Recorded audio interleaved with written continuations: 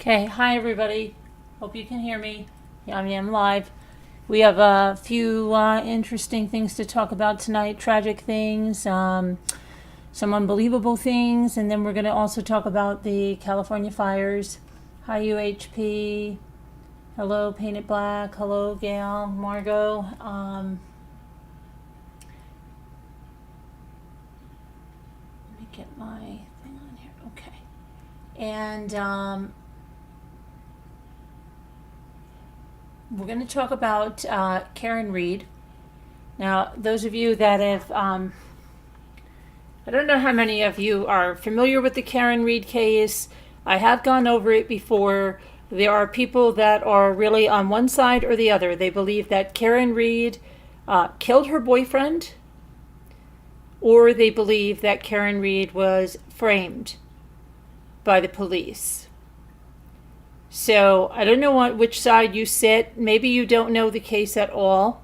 I've been asked to go a little further into that case. And frankly, you know, from what I know about the case, I really...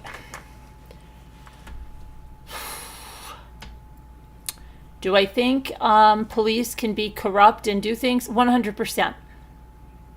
I know it. I know it. I know dirty cops.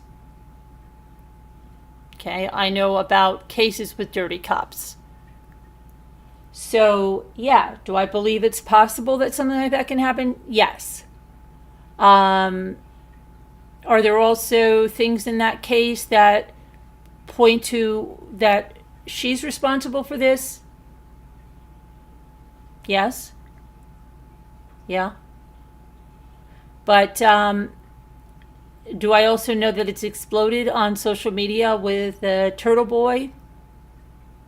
And it's turned into one of those cases with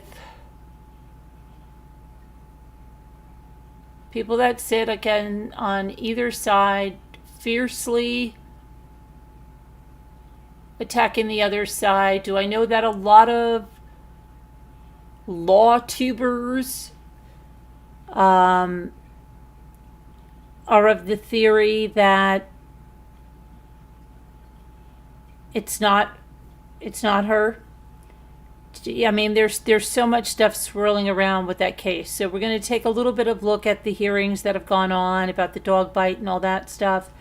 And hi, Tax Max Facts. We're also going to take a little bit of a closer look into that Rhode Island family annihilation that I told you about. And at that time, we really didn't know what was going on. But now we know it was a pregnant mother, 2 children, and the father. Sound familiar? So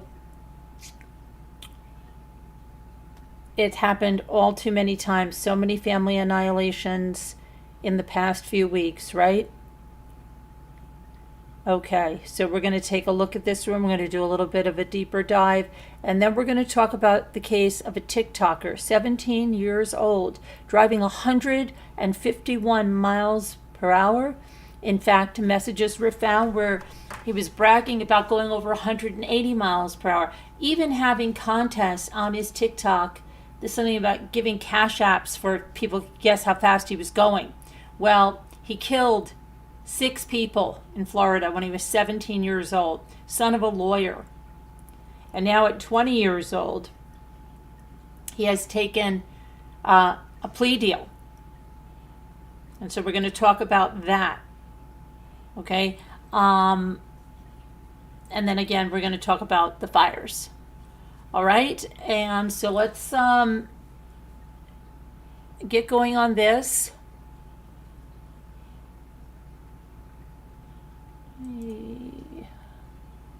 Go over here. Okay. Hope you're all doing well. We had a little live earlier today where we took a break with some balls.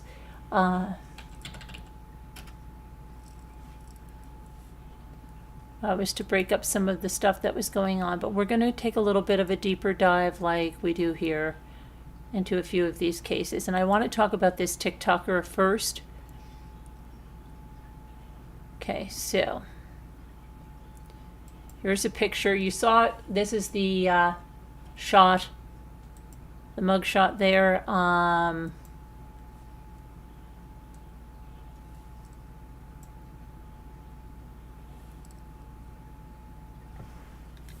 There's his father with him, Craig, Gal,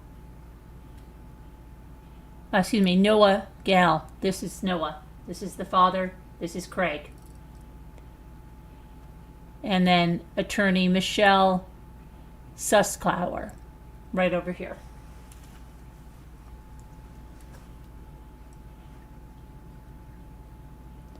So before this fatality, this fatal crash with 6 fatalities, Noah Gal would offer to pay his followers if they guessed the correct speed that he was going.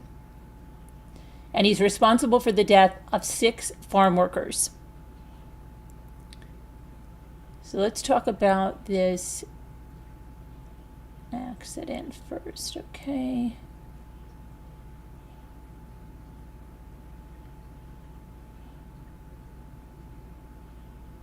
He killed when he was driving 151 miles per hour.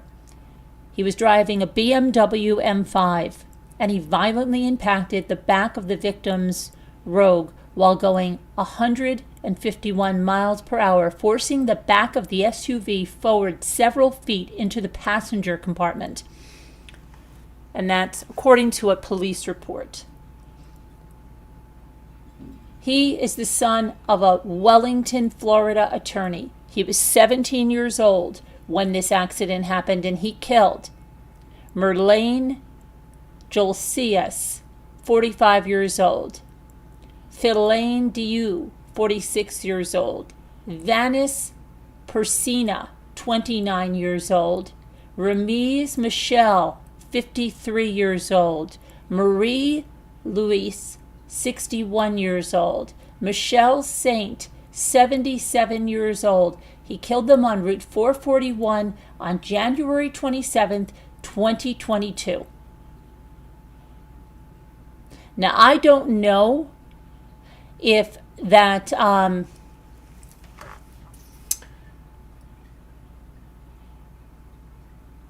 if the attorneys for the woman in South Carolina, Jamie Komrowski, if they cited this case where this kid at 17 years old going 151 miles per hour with a history they could see of being reckless behind the wheel, kills 6 people, gets 12 years.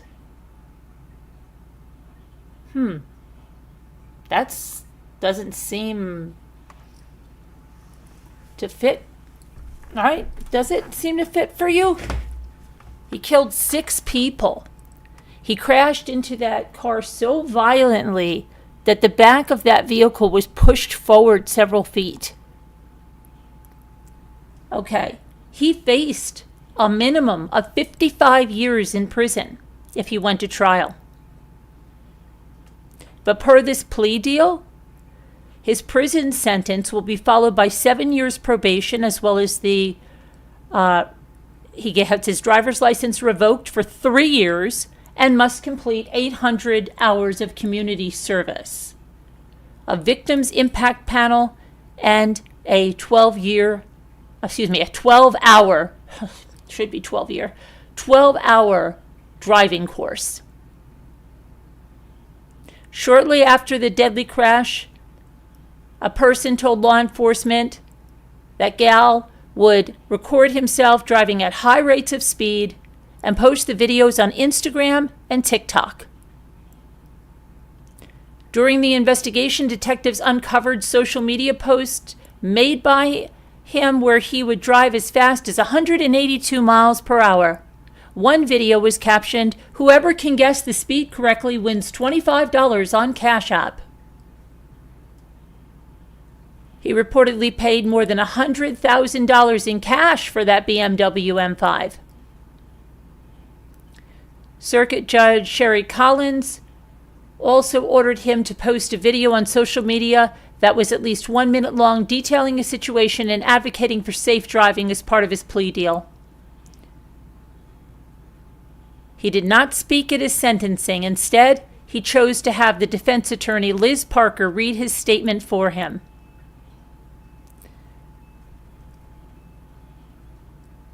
And this is what there's not a day goes by that Noah doesn't think about his actions and what impact they have had on so many lives.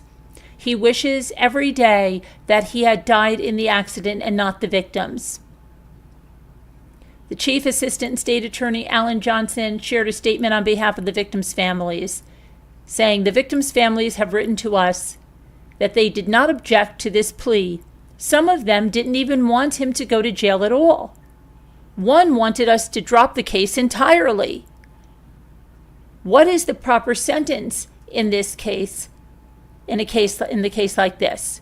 No amount of prison time will bring the victims back to their families. We feel this is an appropriate resolution. This case is a tragedy. Isn't that interesting? So wait, let's get this right. His father is an attorney in Wellington, Florida. And the prosecutor is now saying, like, oh, what's this case? Like, okay, so he killed 6 people. It's not going to bring them back. So, okay, Mr. Prosecutor, what are we punishing anybody for? Right? Murder somebody? It's not going to bring them back. It's not going to bring anybody back. They want us to drop it entirely. Interesting. These were farm workers. Maybe they needed and didn't get proper, victims advocates and their families, right? Who knows where their families even were? They were farm workers. Were their families even in the United States? What was explained to them? We don't know. Right? 6 people killed. And that's what district attorney says? Interesting. What do you think about this? What do you think about this? Does that seem strange to anybody else? So he will serve 12 years and 180 days in prison. He pled guilty to 6 counts of vehicular homicide.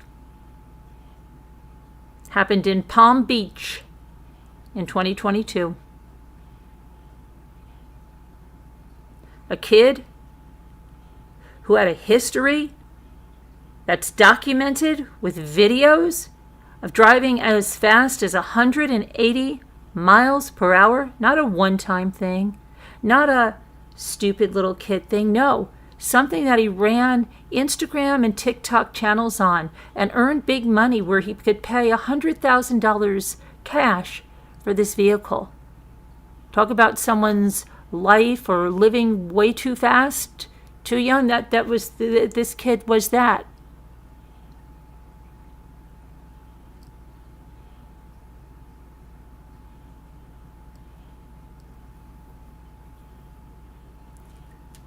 And I really question.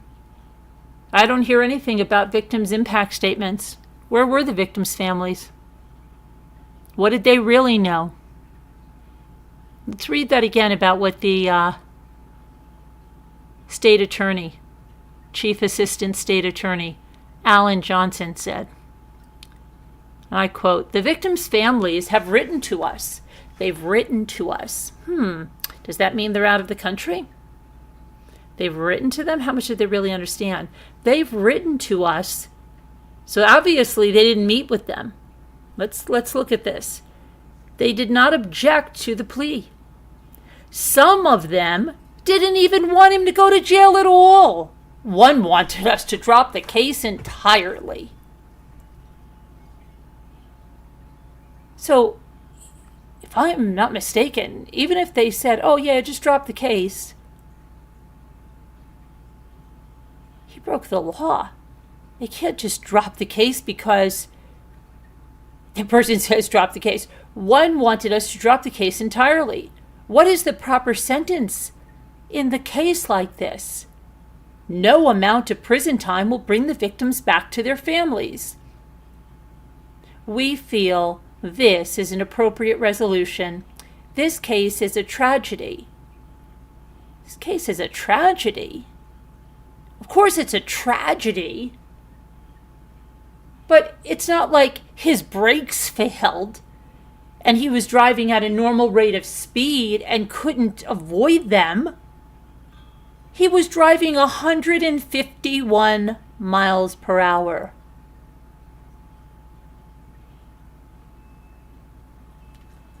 I don't know. This is just doesn't make a bit of sense to me.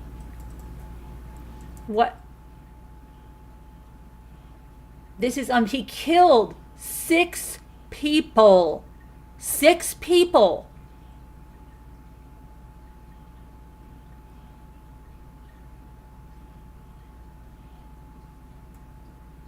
And it wasn't a one-time thing. He was driving around at 180 miles per hour and posting the videos to TikTok and Instagram.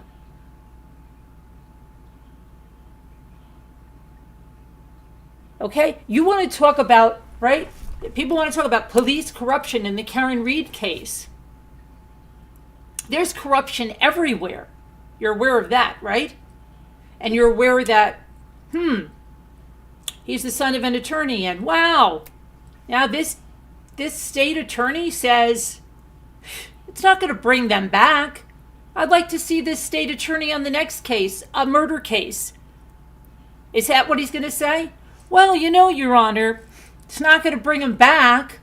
So what's really the right thing? It won't bring them back. No, I think what happened here is that these were 6 farm workers. And I think their families were out of the country. And I think it's my opinion, he said they wrote to us. Where were the victims' impact statements? These victims had no family here, probably.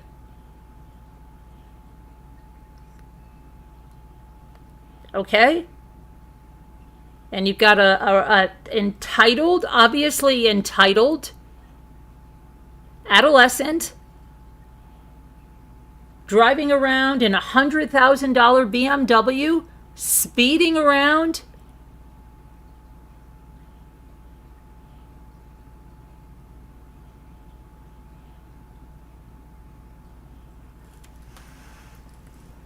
It's crazy. It's absolutely crazy. So let's look into this kid and his father and this state attorney a little more here. Okay, Noah. Let's check out Noah, who's 20 years old now, by the way. So he's probably been, let me just guess. Let me take a guess. He's been on house arrest? I'm sure. Okay? So he's been on house arrest, probably. I'm surprised they didn't just push for, 9 years on, on house arrest. And he'll probably, maybe, I don't know, could he serve just 3 more years for good behavior, I don't know. But let's see. Let's see if he's been out on bail, okay?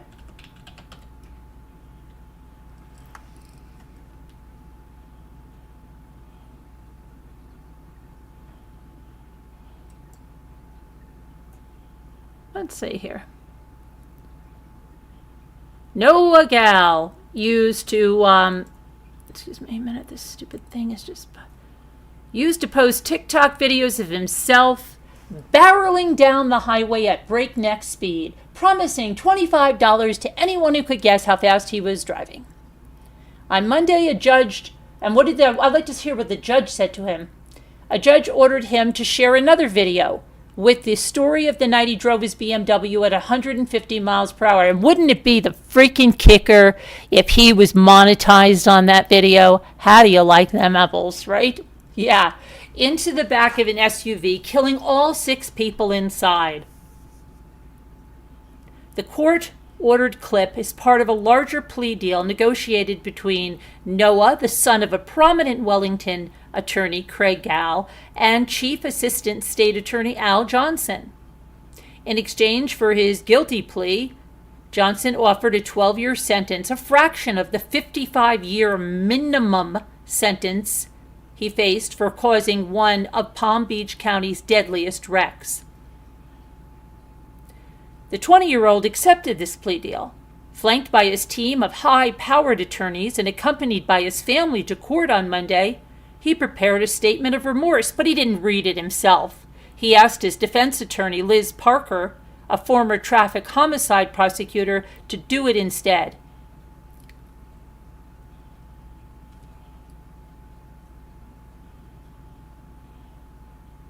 Circuit Judge Sherry Collins, the only judge who agreed on Friday afternoon to oversee Monday morning's hearing, sentenced him accordingly. When asked why the resolution came together so quickly, Johnson answered plainly, "The new administration starts tomorrow."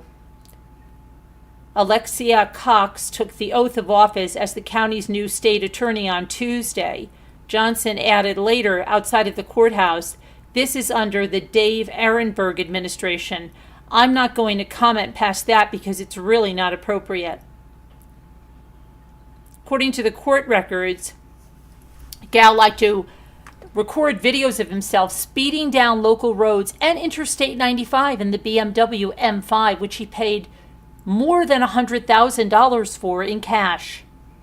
His arrest report does not indicate whether he was recording on January 27th of 2022, the night of the crash on State Road 7 west of Delray Beach. Investigators with the Palm Beach County Sheriff's Office said he reached a speed of 151 miles per hour moments before he rear-ended this Nissan Rogue, which is an SUV, traveling at a quarter of his speed. The crash killed the Nissan's driver, Merlane Joel C.S., 45 years old of West Palm Beach, as well as her passengers, Michelle Lewis Saint, 77, of Lake Worth Beach, Marie Michelle Lewis, 60, of Wellington, Ramsey Michelle, 53, of Palm Springs, Philane Diu, 46, of Lake Worth Beach, and Vanis Persina, 29, of West Palm Beach. All were leaving work from the Perro Family Farms on State Road 7 near the Atlantic Avenue at the time of the 11 p.m. wreck.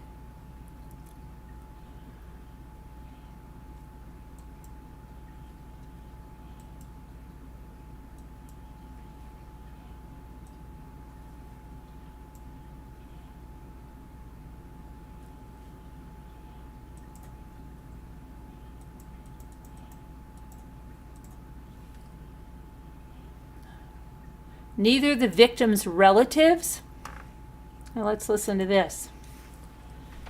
Neither the victim's relatives nor the traffic homicide prosecutor who handled the case up until its conclusion attended the plea conference. None of the victim's relatives were there. I wonder why.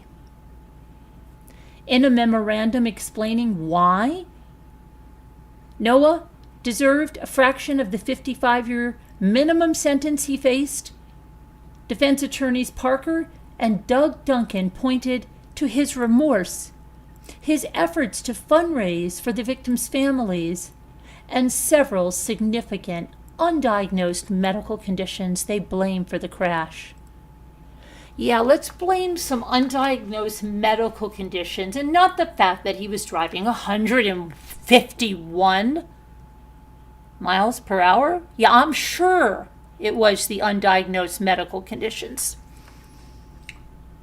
I'm sure they forced his foot to press on that gas, and I'm sure they forced him to make those TikTok videos that I'm sure his parents had no idea he was making.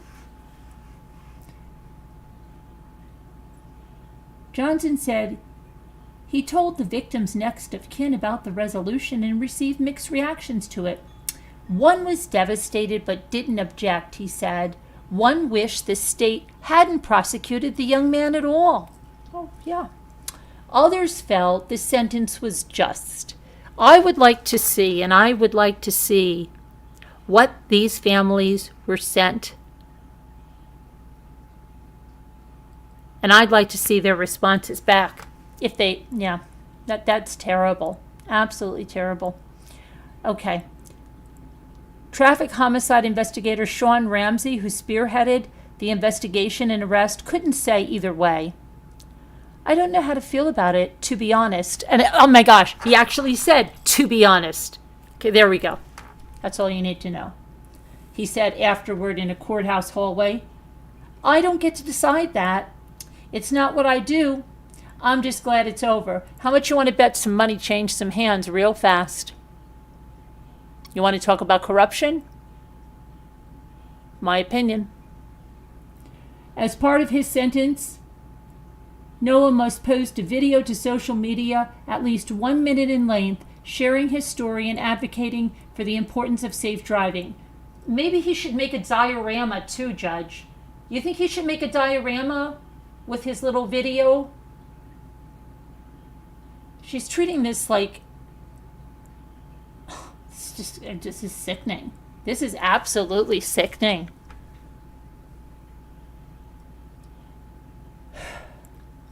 Sharing the importance of safe driving, he must also complete 800 hours of community service, complete a 12-hour driving course, and attend a panel where crash victims share their stories about how their injuries affected their lives. They also revoked his driver's license for 3 years. You've got to be kidding me. You've really got to be kidding me here. And are you saying that nobody thinks anything about this?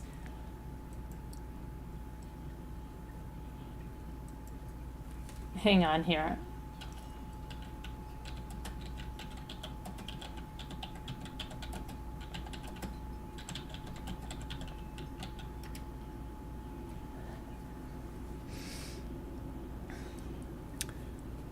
TikToker known for wild speeding gets plea deal. He gained fame for speeding down highways. Yep.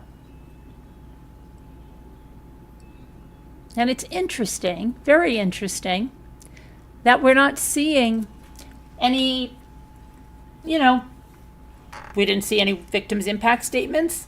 We didn't see anything to tarnish this young man, right? So we're not seeing the judge admonishing him. We're not seeing the victims' families coming forward and saying anything to him, right? Not even the state attorney. They got some mixed feelings. Some of them don't even want him prosecuted. If this doesn't sound dirty, I don't know what does.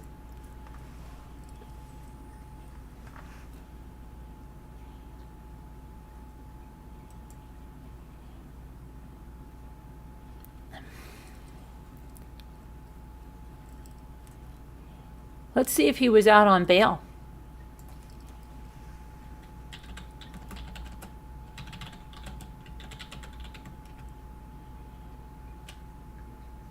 Oh, yes, he was on house arrest for 3 years, guys. 3 years he's been on house arrest, and he's going to remain on house arrest until February 3rd. When he's scheduled to turn himself in to begin his sentence.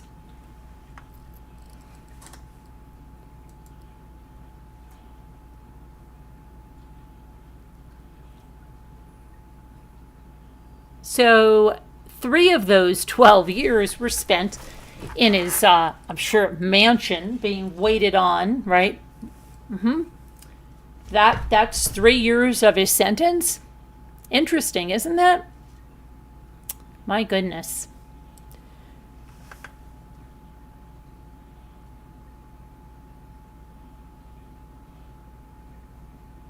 According to his arrest report, he had previously posted on social media videos of himself speeding. But guys, that was his undiagnosed medical condition.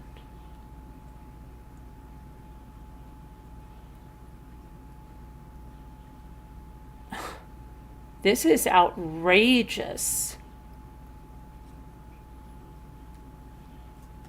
This is absolutely outrageous. Does anybody think this is like just crazy? I mean, and I can tell you, it's because they were farm workers, okay? And their families, obviously, from what everything we've heard here, did not live in the United States. He killed 6 people.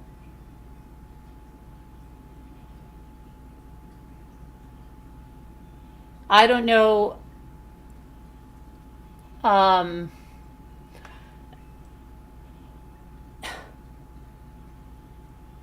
He could have killed many other people at the rates he was driving, and there's videos of him doing that, and the judge tells him to make a video on social media.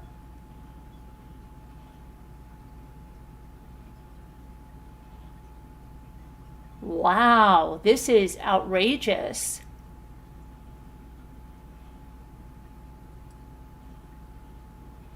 No victims' impact statements. You know, nothing to tarnish him, right? No big lecture from the judge about how dangerous all this is. This is crazy. Okay, I have to go a little deeper into this. This is craziness. This is absolute craziness. What about the farm where these workers worked? What were they, you know? I think there was a lot of money changing hands, okay? To keep people quiet.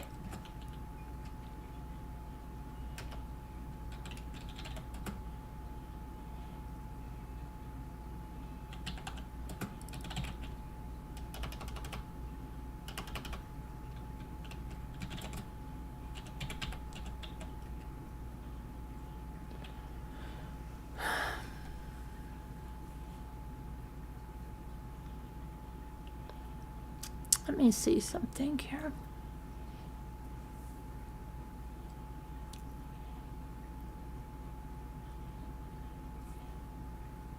Okay, let's look at some real comments over here, because somebody wrote, you know, one of the local medias over there put the, you know, this thing that he's been sentenced to this 12 years. Okay, let's see what some real comments are here. My heart goes out to the victim's family. This is so wrong on so many levels. Justice was not served.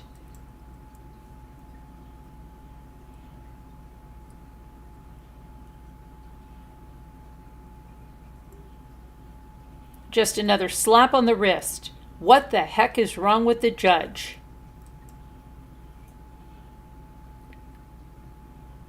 And then someone says, well, according to the article, families of the victims didn't want prison time. Some wanted no prison for him.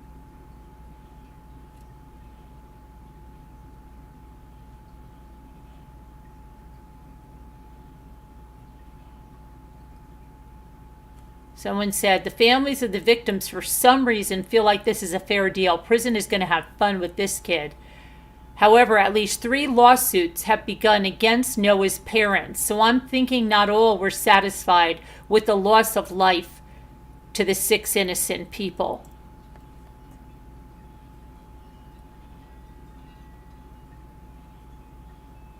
Six people got life and he gets 12 years. Someone said, must be that new Common Core math.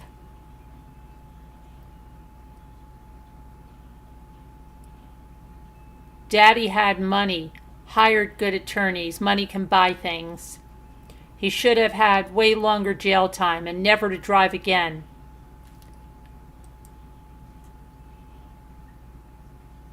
I would think no driver's license would be automatic.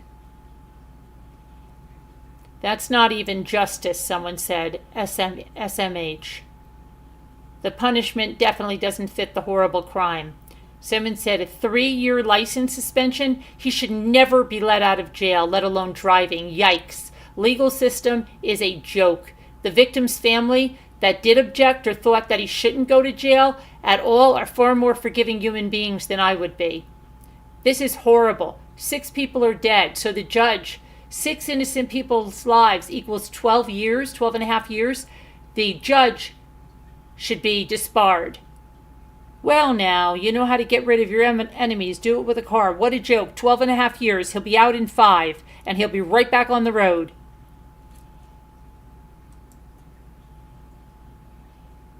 Well, let's see here. Good thing he gets his license back in 3 years while he's in jail. Another disappointment with our system. Unbelievable. 6 lives lost, and he gets out in 12 years, probably sooner for good behavior. Where is the justice? Somebody knows somebody. That's it for killing 6 people? That's not right. Should have received life in prison. He took 6 lives. 6 lives, for heaven's sakes. I can't even imagine what all their families, friends, and loved ones are going through, but this individual gets to live on after prison time? WTH, how is this justice? We live in an upside-down world right now.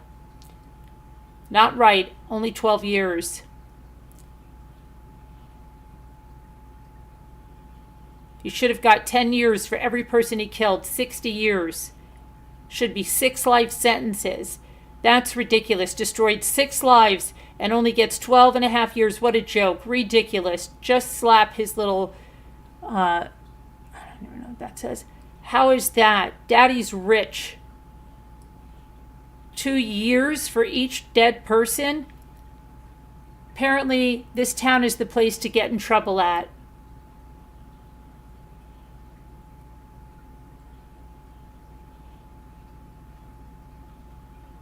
Wow. So that's that. So, okay, just tell me how that make sense, please.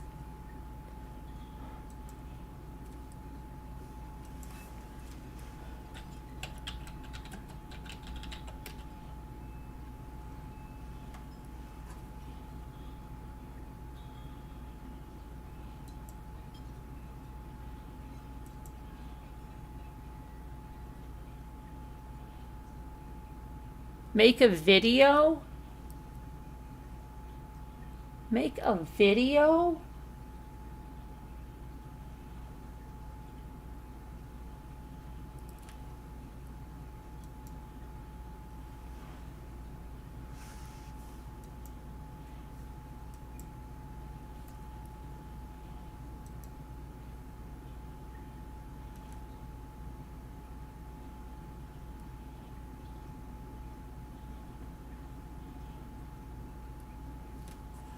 What?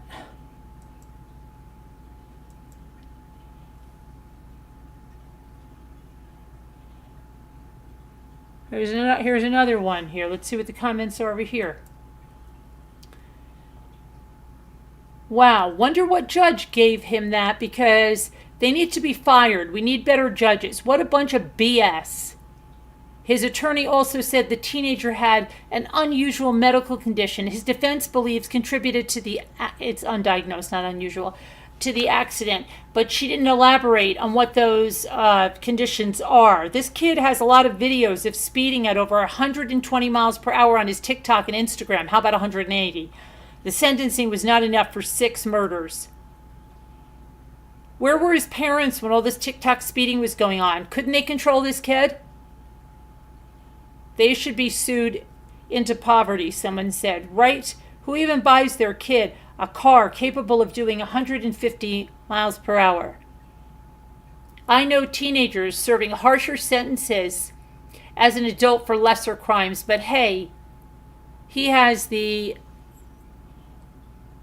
completion for protection. The families had a lot to do with why he wasn't charged to the max extent. Yeah, but these families, why don't you look at what's going on with them? Who bought him a car capable of going 155 miles per hour? How about 180, Kimberly? In my eyes, they bear some of the blame. No teen should have a car with that kind of power. The temptation to test it out is too great. And if he got caught doing this before, why didn't they take the car from him? 6 people dead because of him, and all he got was 12 and a half years? How effed up is that?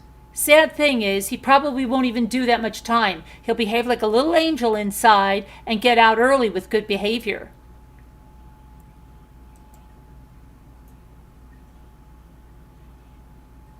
With good time, he's looking at roughly 7 years, maybe less. In Florida, you only have to serve 40% of a sentence if you scored above satisfactory on inmate reviews conducted by staff. You have to do 85%, somebody said and put the thing. It's 85%, which equals about 10 and a half years. And he's already served 3 at home in his cushy mansion.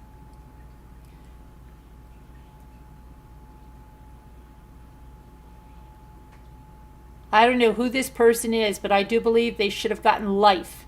At least 25 years. What is 12 years? See, this is what I've been saying. Should have been life in prison. 12 and a half years is a long time, and long enough to ruin someone's life, which is really what you people want. Another life ruined. He was doing something that was incredibly stupid and dangerous, and unfortunately had a heartbreaking outcome, but he was only 17, doing very risky behavior, which many kids do without hurting anybody. This country is in love with punishment. The more the merrier, judging by the comments. If only you people had this attitude for intentional behavior that corporations do. Multi-million-dollar Apple pays $95 million for spying. Oh my gosh, this is crazy. He's been sentenced but doesn't have to go to jail till February. That's some BS. And losing his license for 3 years is not enough. He should have it permanently revoked. Didn't they permanently revoke Jamie Komorowski? Yeah, I believe so.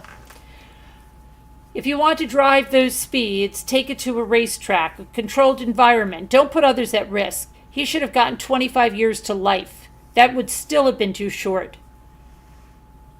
So he ended the lives of 6 people and gets 12 years? Wow, what a slap in the face to the victims' families. 12 and a half years for killing 6 people? Seriously. I've seen people get 25 years for less charges, and this guy gets away with 12 and a half years? That's bull. And the system is really messed up for that. He deserves life plus some.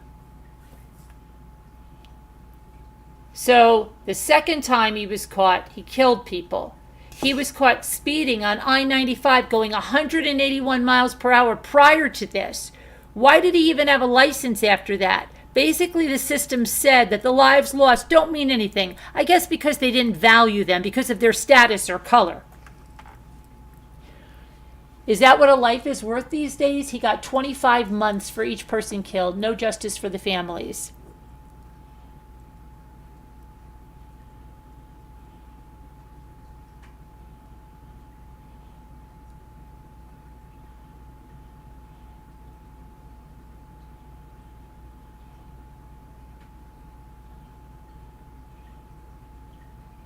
Somebody said, my daughter and her mother, now, my daughter and her mother were killed while the brother-in-law survived. He was driving under the influence and got 5 years state probation and 5 years in prison here in Alabama.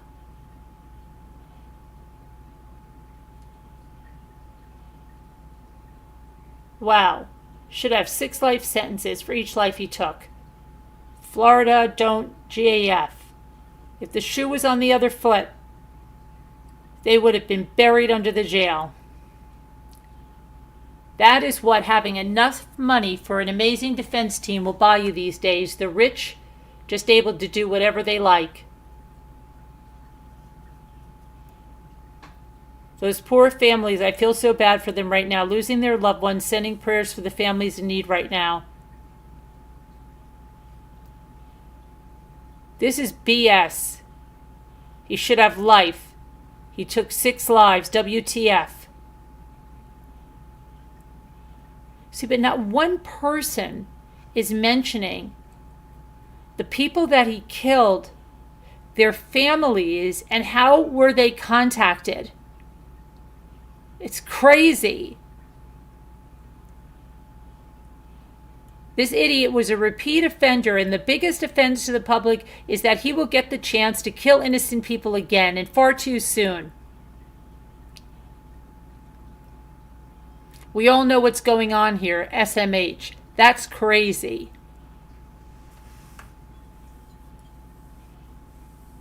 He still gets to legally drive at the end of the day? Unbelievable.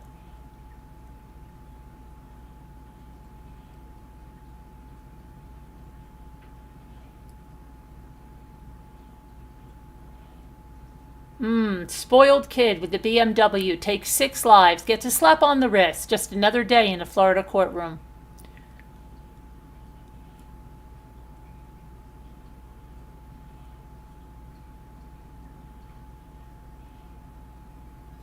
I'd like to know more about this judge, supposedly the only one that would oversee the case on that day. And how about, wow, that's crazy. So that's crazy.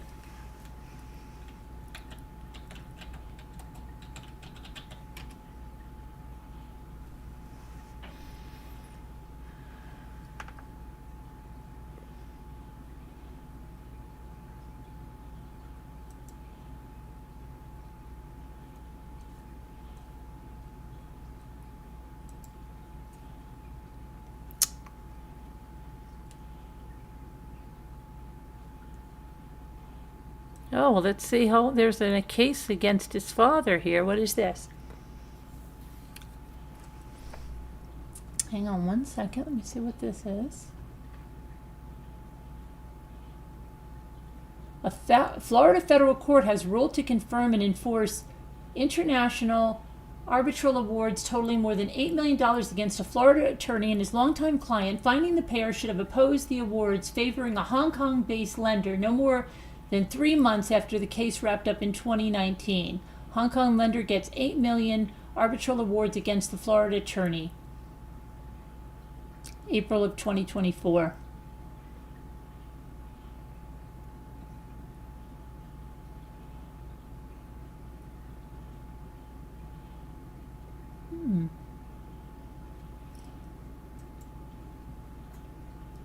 Interesting.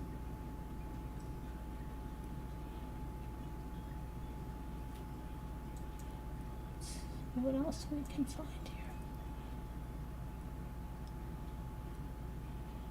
Attorney hit with $575K judgment.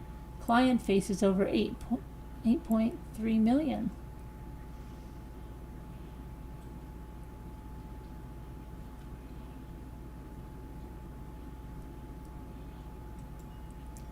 Well, let's see something over here.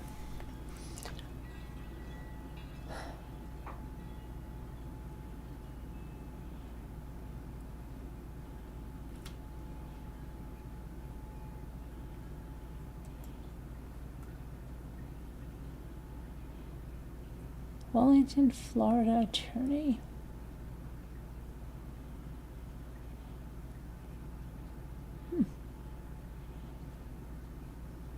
Interesting.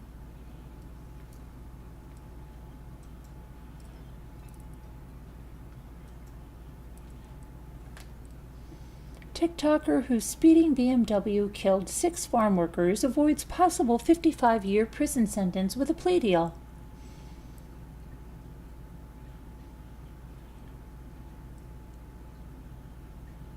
He's the son of a prominent local attorney, Craig Gale. Couldn't even read his own statement of remorse.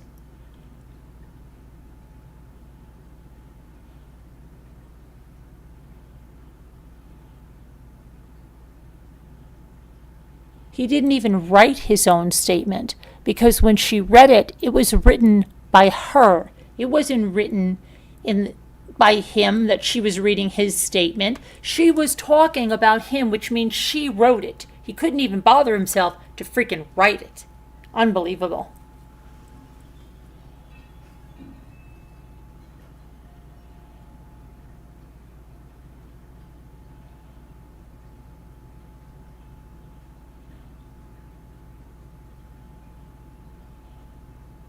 In Florida, sentences for vehicular homicide cases have a wide range depending on the unique circumstances. A 12-year prison sentence is within that range. When cases resolve like this one did with a plea, prosecutors and defense attorneys work together to balance accountability with fairness. Occasionally, that can result in a plea deal that appears lenient to the public, but is consistent with the specific facts of this case and how prior cases have been resolved. Gale, meanwhile, did not comment as he left the courtroom. He was flanked by his father and his attorneys as he entered and left the court. Are your fathers and attorneys going with you to prison? He will have to serve a minimum of 85% of his prison sentence, and the sentence will be followed by 7 years probation. His driver's license was revoked for 3 years.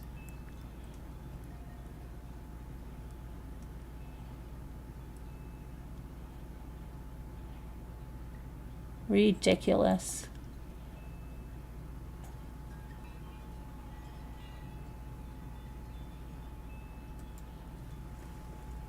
That's just ridiculous. What do you guys think about that? That's crazy. That's enraging. It really is. It really is. It really is. Okay, on to the next thing. Uh-oh. Paint it black. What's going on? Uh-oh, I have to shut the Zoom down. Sorry, folks.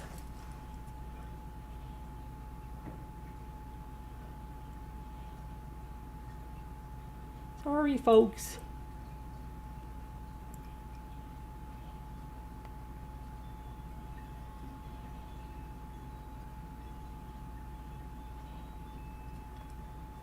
Something's up. I need moderators in the chat.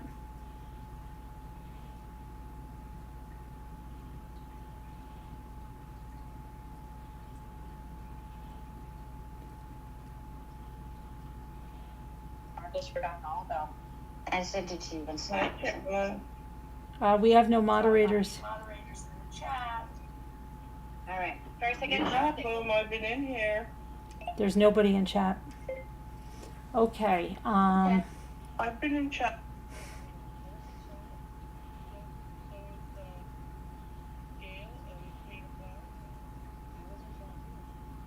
Nobody's in chat now. And everybody's in here yakking about other things, so sorry, guys.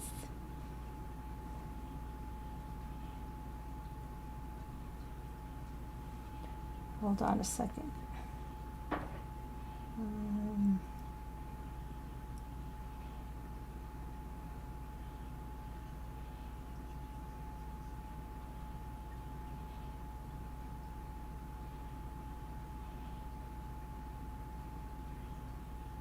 Okay. All right, so let's continue on. This is crazy. I don't know. This is infuriating to me. Hi, little lady. Okay. So, yeah, that's infuriating. Let's look at the next thing. Yeah. Hi, little lady. So what do you think, little lady? This is crazy, right? All right, so next on, we're going to go into this Rhode Island case. Okay.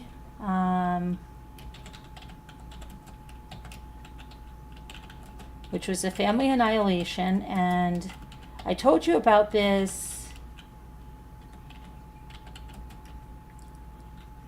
a while ago, and a few weeks ago, right? And there wasn't a lot of information then. There was a lot of information that's come out lately, and it was in West Greenwich, Rhode Island.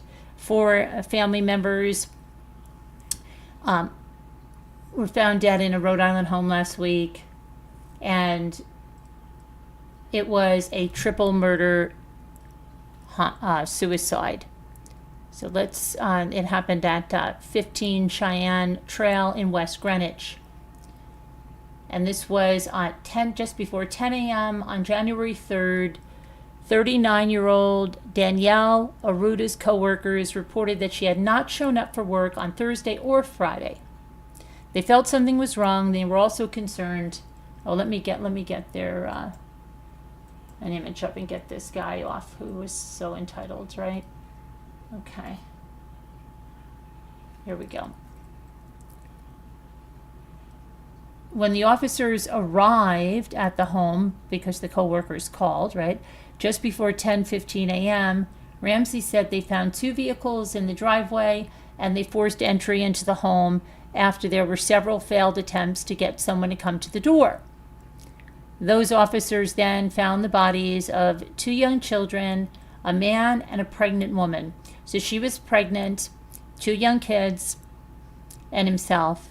It was apparent there were no signs of life to any of the bodies and that all 4 had suffered fatal gunshot wounds. It was also apparent no one had exited the house because the door that was accessible to the outside was not only locked, but it had a safety chain latched so that it could only be removed from the inside of the house. Ramsey identified the victims as Danielle Arruda, 5-year-old Adele Arruda, and 2-year-old Felix Arruda. All 3 victims suffered multiple gunshot wounds from a semi-automatic firearm. The suspect, Danielle's husband, and the father of the 2 children, 39-year-old Nicholas Arruda, was found with a self-inflicted gunshot wound to his head. Ramsey noticed that an M4 type semi-automatic firearm was found on the ground near him. An examination of the firearm has not been conducted. So let's look into this. Terrible. So, they say 4, but it's 5. She was pregnant. So let me get this here and just see if we can find some more information, take a little bit of a deeper dive into this. Come on, guys, I need you interactive in this chat with me. That's what we do here. We take deep dives in true crime, right? This is what we do here.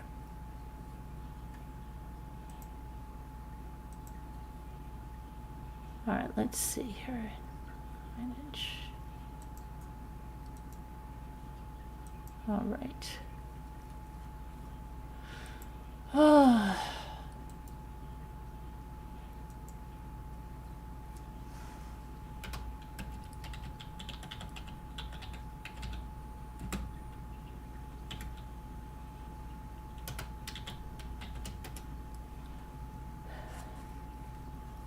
Okay, so let's see what happens here. And here's our victims. And again, Danielle was pregnant. Danielle was pregnant.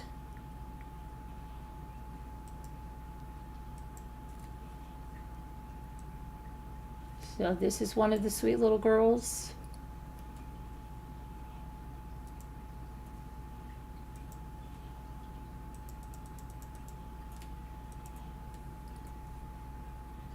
That's Adele, 6 years old.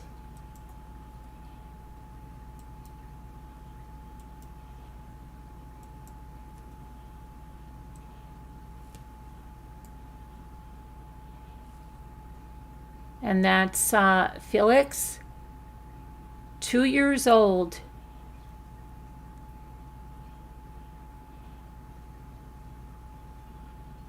So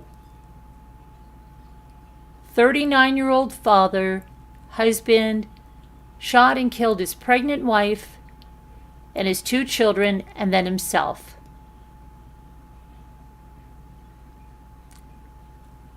The little girl, it says, was 5. Over there it says 6. So she was 5 and 2 or 6 and 2, depending on which you look at. Danielle was 7 months pregnant with the couple's 3rd child. Shooting happened at 8 p.m. on New Year's Day. So they just celebrated Christmas, New Year's Day. Oh my gosh. I wish there could be an explanation to help you make sense of this horrific act, but the truth is we may never know what happened. This came out of the blue, said Danielle's 26-year-old cousin, Michaela Ruffner Chiat, who said she celebrated Christmas with Danielle and her family. She identified Danielle's daughter as 6-year-old Adele Aruda, now she's 6 here, okay, and Danielle's son as 2-year-old Felix Aruda. She described Danielle as a doting mother of 2 who was expecting a 3rd child. She was funny and she loved animals, her cousin said. The family's bodies were found on January 3rd when officers went to look on the well-being of Danielle Aruda, who had not shown up for work. Police arrived around 10:30 a.m. and they found suspicious circumstances that led them to force entry into the home. At the family's home, the officers encountered 2 vehicles outside. They couldn't get anyone to come to the door. Once inside the house, officers immediately noticed the bodies of 2 young children, an adult male and a pregnant female. It was apparent there were no signs of life and that all 4 had suffered fatal gunshot wounds.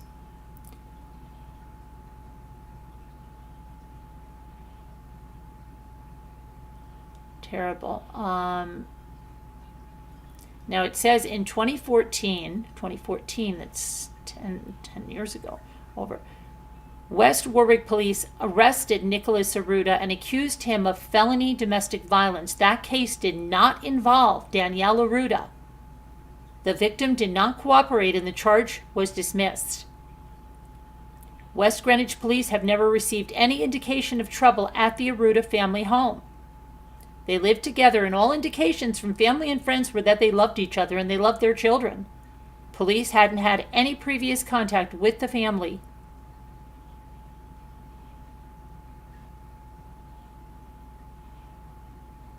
Wow. Danielle Aruda graduated from North Kingstown High School in the early 2000s. Her online resume said she worked as a paralegal. Nicholas Aruda had previously earned money as a painter, but he hadn't worked in many years after he suffered a back injury. The father was homeschooling the couple's children while Danielle worked at her job. Investigators said they have not recovered any note or found any clues to explain why Nicholas Aruda would do such a thing. Homicide is the leading cause of death among pregnant women as well as pregnant girls and females who have given birth within the past year. That's according to the Journal for Trauma, Violence, and Abuse. Ramsey said it's heartbreaking. There's not really much you can do with an investigation like this. Homicide accounts for 10.2% of deaths that happen during pregnancy, according to that report there in that journal. The majority of those deaths, 56.3, were firearms related. If you or someone you know might be struggling with suicidal thoughts, you can call or text 988 or call 1-800-273-8255. All right, let's see now.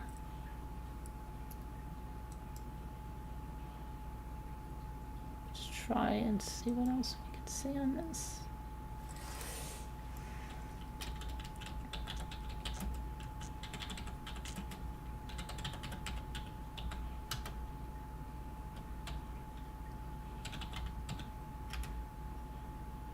Okay.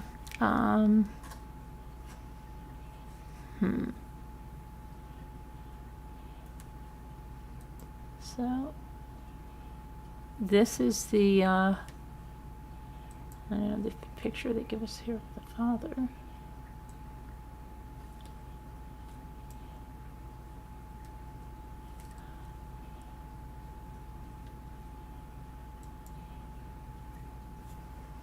Let's see if we have any other information here.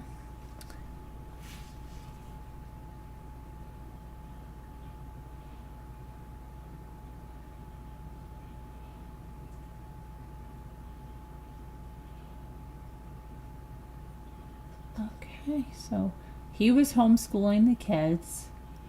She was working. 7 months pregnant. They don't mention if it was a boy or a girl. Very sad case.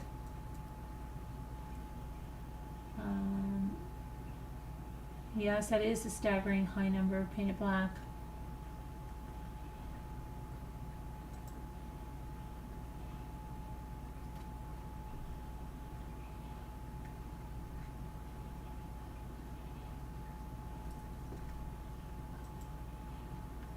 Okay.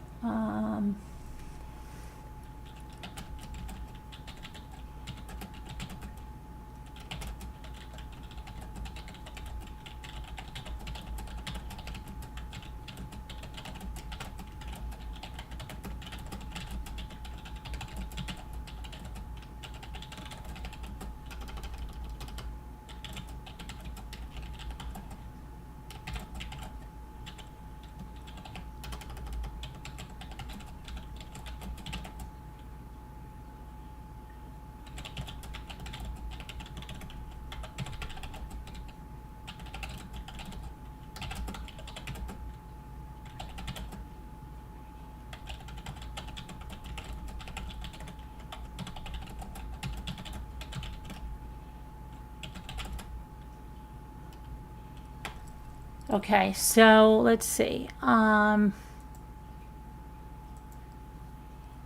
Next, we're going to talk about, I guess, Karen Reed. And a lot of you, I don't know how many of you are familiar with the Karen Reed case.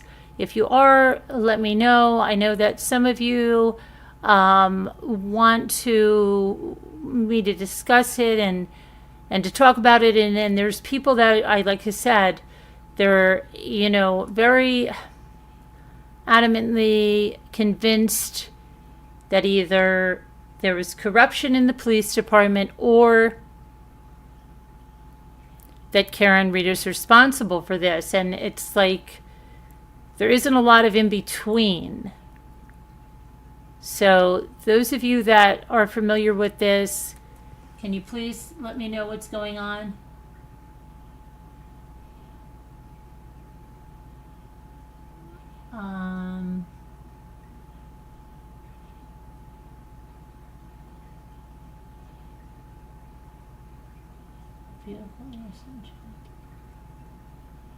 Hi, it's just me. How are you? Who's familiar with the Karen Reed case? Anyone here? If you are, let me know. And if you have an opinion on what you think is going on there, whether you think that Karen Reed is responsible, whether I'm not writing this second part because I have to. I'm going to go over the case. I want to pull up some facts, but you're pretty familiar with it, okay?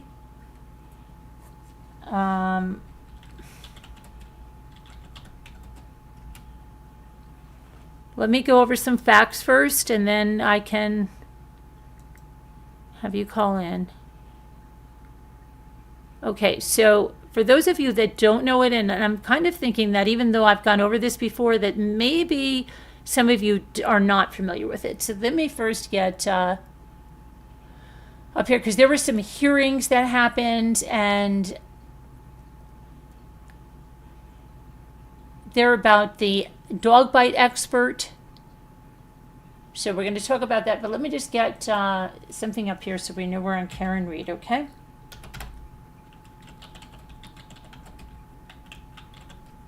Okay.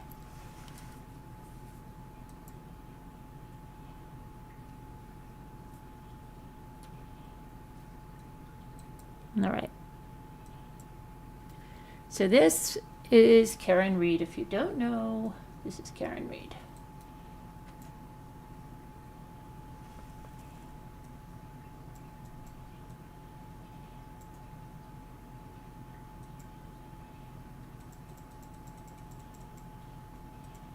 Okay. And her trial, if you don't know, ended in a mistrial. And she was accused of killing her boyfriend. Right there. John O'Keefe. Right there. So, let's talk about some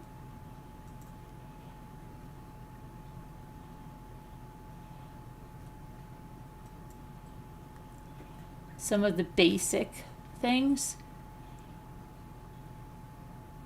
Yeah, this happened in, it was January of 2022, January 28th of 2022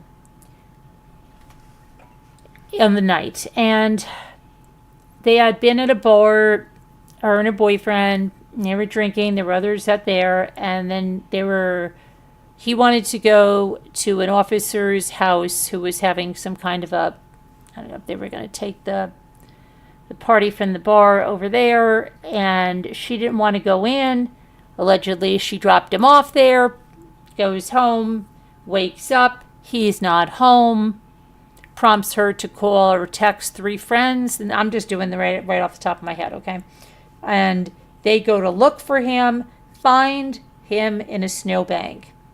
She starts freaking out, saying that she hit him, and this is where this all goes, okay? Now, she allegedly has a broken tail light. There's allegedly some pieces of this tail light in the slain officer's clothing. And it looks like pretty bad for her. But then now we have the whole other side of that coin, okay, where people are claiming that because she said, I hit him, and she was freaking out, they said, oh my gosh, pin it on her, and that these other officers were responsible for this, okay? So this is what you have, these 2 camps, you got a turtle boy in here, and it's just craziness. So prosecutors have vowed to retry Karen Read after a mistrial. She has claimed her innocence and alleges that law enforcement officers are trying to frame her in her boyfriend John O'Keefe's death.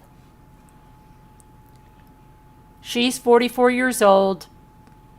She had a 9-week trial. There were 5 days of jury deliberation, and they were deadlocked. After prosecutors vowed to retry her, a judge scheduled a new trial to begin on April 1st. Karen Read was charged with second-degree murder, motor vehicle manslaughter, while driving under the influence and leaving the scene of a collision causing death. Her lawyers have asked the judge to dismiss those charges, saying in court filings that jurors unanimously agreed to acquit Karen Read on 2 of the charges, including murder. Prosecutors have opposed the defense request, describing it as legally inappropriate, premised on conjecture and hearsay. On August 23rd, the judge overseeing the case denied the defense's request, saying that the jurors never said they reached a verdict in open court. Okay.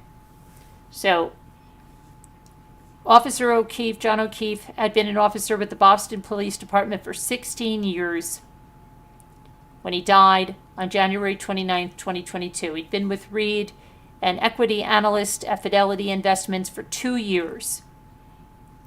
According to the district attorney for Norfolk County, Adam Lally, troubles in the couple's relationship appeared to intensify in the months before Officer O'Keefe's death, including a New Year's trip to Aruba.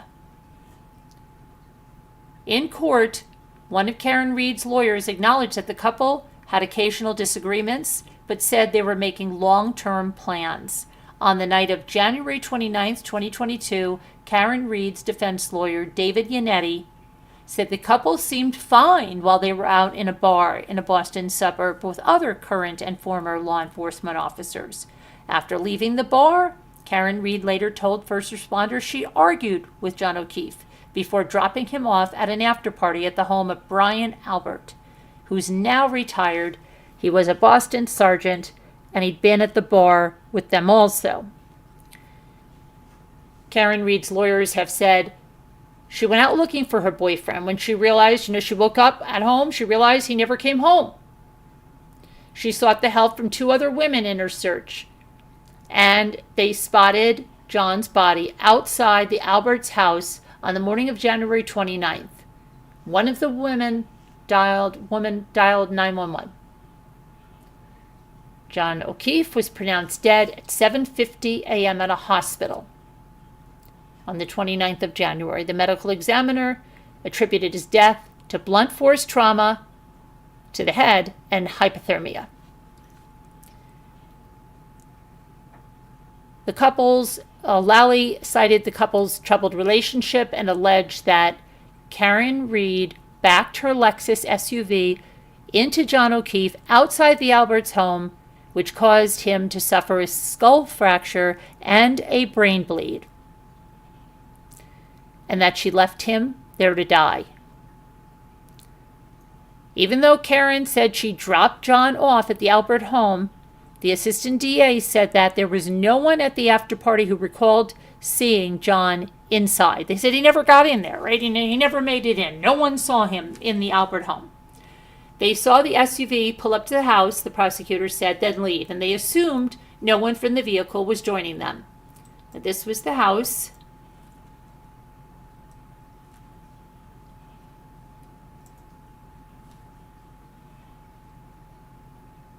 And that house is at 34 Fairview Road in Canton, Massachusetts. The vehicle data from Karen Reed's SUV showed that at 12:45 a.m., while she was outside the Alberts home, that Lexus traveled backwards for 60 feet at 24 miles per hour.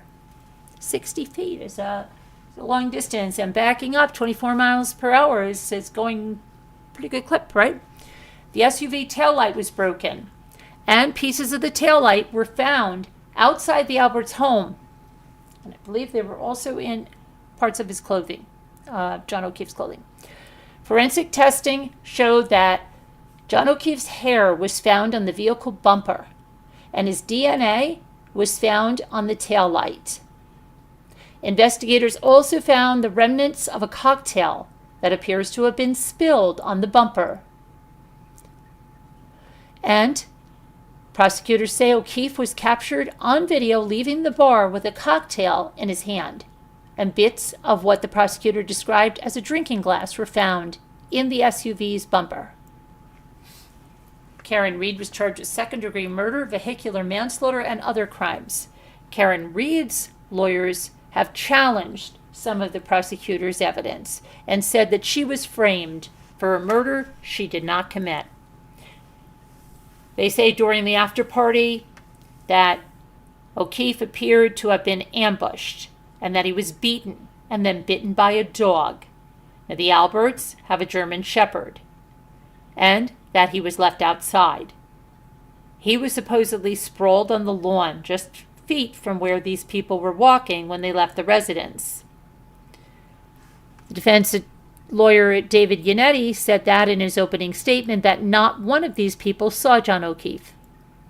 The defense blamed authorities for failing to carry out a real investigation because of close connections to Albert and his family. His brother, Albert's brother, is also a police officer, and instead focusing on Karen Reed, whom Yannetti described as a convenient outsider, to pin this on. Albert testified that John O'Keefe never came to his house, but he would have been welcomed with open arms if he had.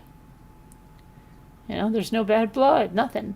The defense lawyers have alleged that the lead investigator in the case, Massachusetts State Police Trooper Michael Proctor, was one of the reasons the investigation was biased. In testimony, Proctor acknowledged referring to Karen Reed using derogatory language in text messages with other troopers. In one instance, Proctor described Karen Reed using an offensive term for developmentally disabled people and told other troopers in a text thread, including two supervisors, that he hadn't found any nude photos of Reed while searching her cell phone.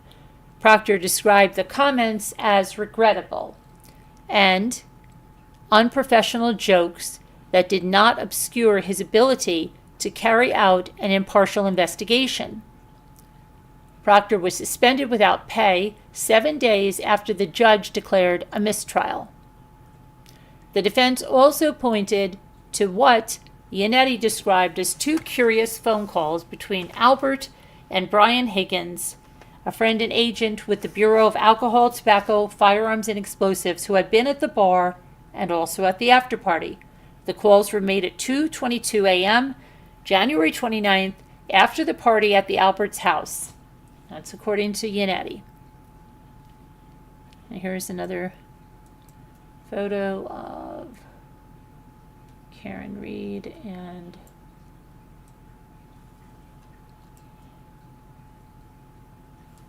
John O'Keefe there.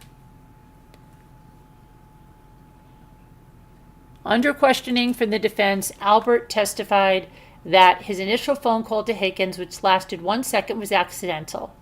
He said he didn't respond to a return call that lasted 22 seconds. Higgins testified that he had no recollection of answering the phone or calling back. Higgins testified that he and Karen Reed had become attracted to each other in the months before John O'Keefe's death, and they had exchanged flirtatious texts. When another defense lawyer, Alan Jackson, asked Higgins if he had become frustrated when Karen Reed ghosted him in the days before the party and paid no attention to him at the bar, Higgins responded, "No, not at all." According to defense attorney Yannetti, Reed's broken taillight didn't come from backing into O'Keefe, but from leaving her home in a panic after discovering in the pre-dawn hours of January 29th that her boyfriend had never come home. She backed into O'Keefe's car, Yannetti said, in an event that was captured on a security camera. He added that authorities did not find the broken pieces of taillight during an initial search of the Alberts yard. They only began finding them later in the day, after Karen's car had been seized. Jennifer McCabe is Albert's sister-in-law, who had been at the bar and the after party, and she was one of the two women who had gone looking for John O'Keefe with Karen Reed. Under cross-examination, the defense attorney Jackson asked Jennifer McCabe why she appeared to have shifted her account of Karen Reed's reaction to finding John O'Keefe's body. And Jennifer initially told the grand jury that she heard Karen Reed wonder if she could have hit her boyfriend. "Did I hit him?" she said, citing her testimony, but at trial, Jennifer McCabe described Karen Reed's reaction as a statement, "I hit him." And then she said Karen Reed declared 3 times to a paramedic who asked what happened to John O'Keefe that you manufactured the story for the jury because you think it helps you out. Defense attorney Jackson asked her. "Absolutely not," Jennifer McCabe responded. Jackson questioned Jennifer McCabe about what he said a forensic extraction of her cell phone showed. At 2:27 a.m. on January 29th, several hours before John O'Keefe's body was found, he said she asked Google how long it takes for someone to die of hypothermia. Afterwards, Jackson said Jennifer McCabe deleted the search. Jennifer McCabe denied searching for the phrase at that time. Around 2 a.m., she testified she'd been searching for a basketball team her daughter had been invited to join. She said she didn't ask Google about hypothermia until several hours later, after she and Karen discovered John O'Keefe's body, and she said Karen Reed asked her to find the answer to that question.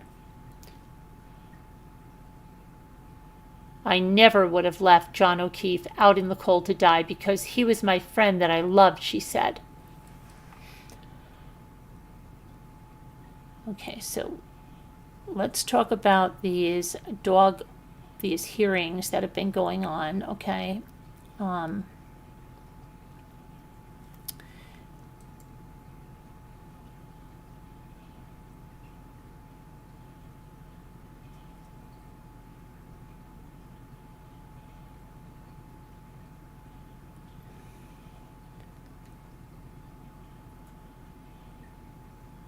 Let me get these hearings.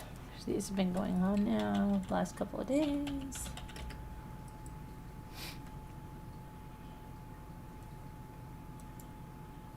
Because there's some issues about this dog, this German Shepherd, and it said that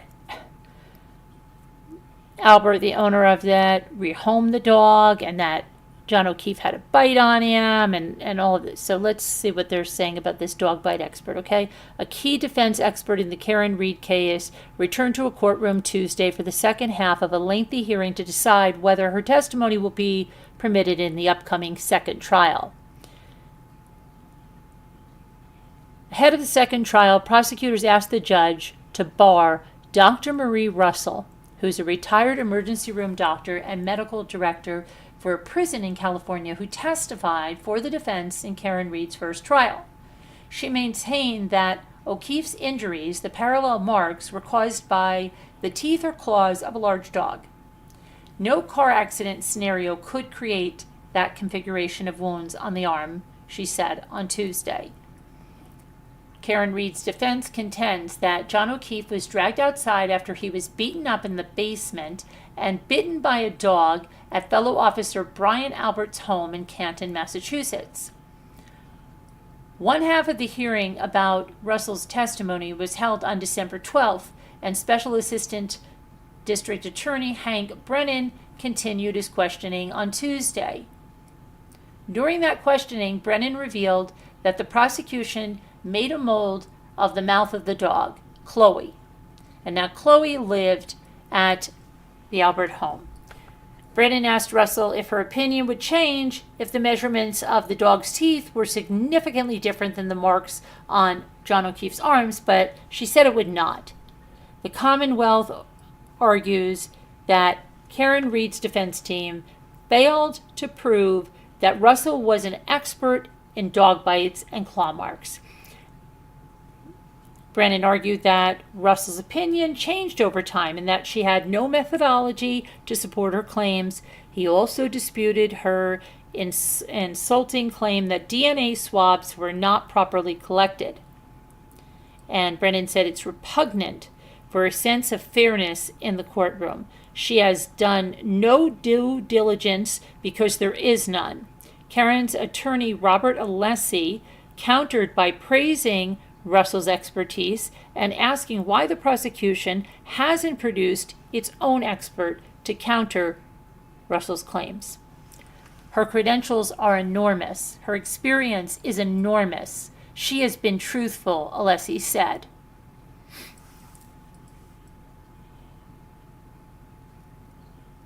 And then the judge said she wants to set a date for a hearing about whether the defense's digital defense witness can testify.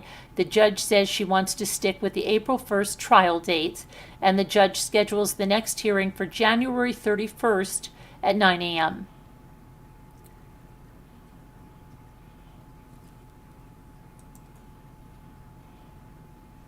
Let's go through some of the stuff that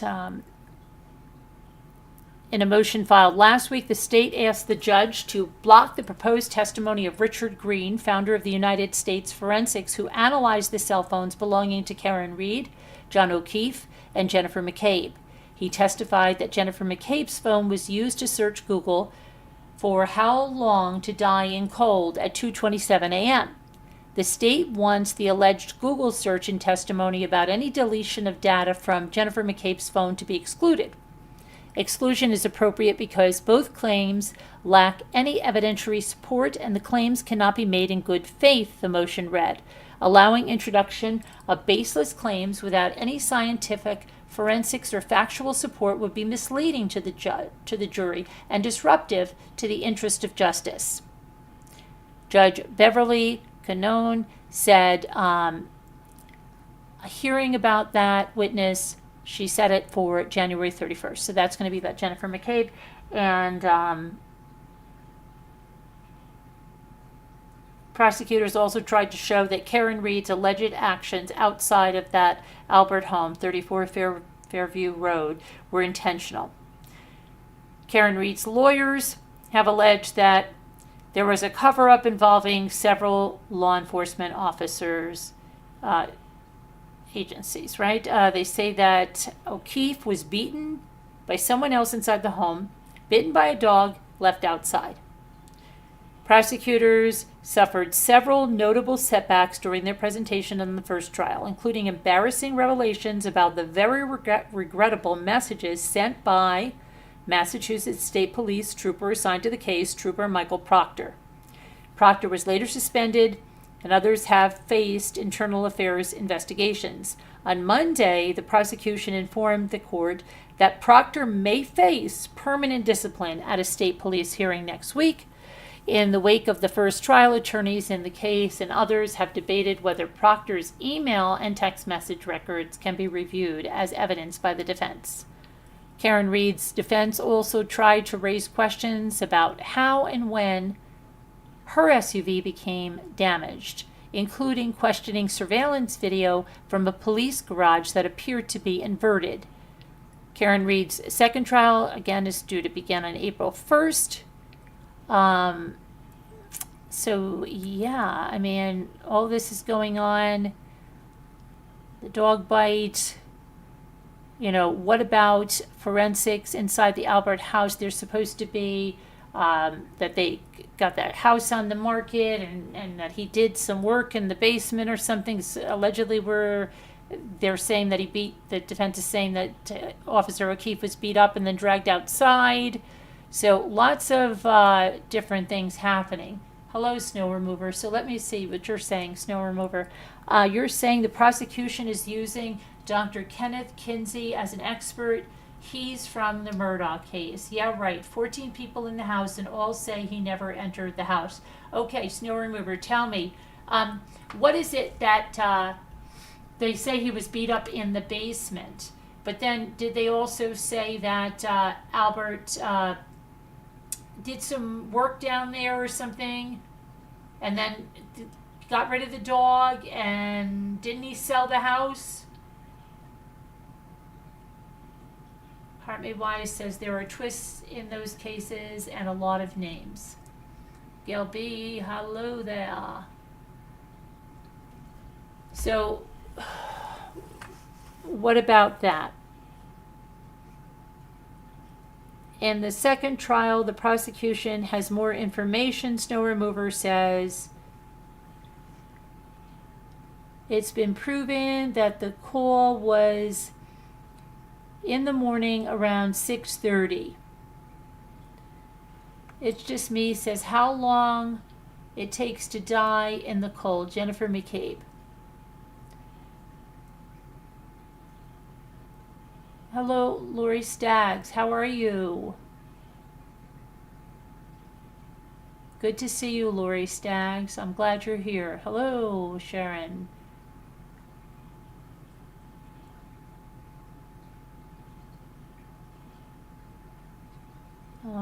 The real estate game? No, we're doing Karen Reed right now. Let's see here. Oh, you mean that house that was on there? I'm sure that's probably more than that in that area, I would say. Why would she say I hit him if she didn't, little lady said. Don't forget, she said I hit him. Yeah. Don't forget the red Solo cups to collect the evidence.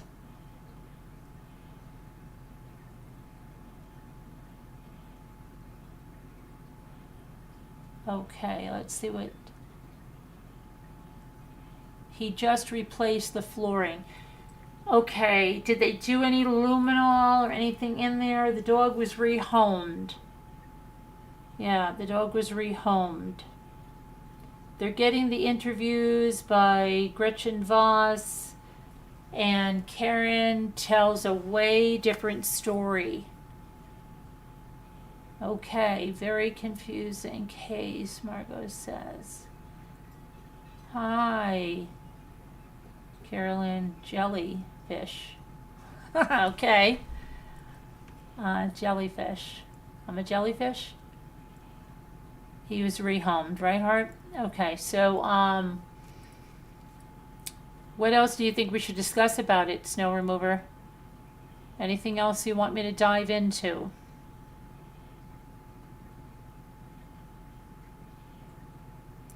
Let me ask you this. of those of you here who believes that Karen Reed is responsible for John O'Keefe's death, and who believes it's a conspiracy among some crooked officers. So if you believe it's Karen Reed, just put Karen Reed. If you believe she's framed, just put framed, okay? So just put Karen Reed or framed. You put Karen Reed, it means you think she's responsible. If you think she was framed, framed.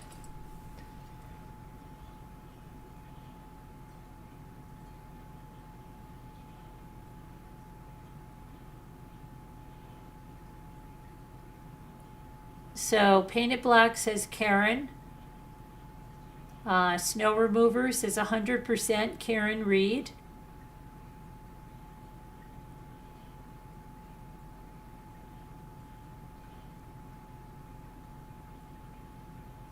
It's Just Me says framed. The Heart Made Wise says my answer is more complicated than that. Okay. Sharon says Karen Reed.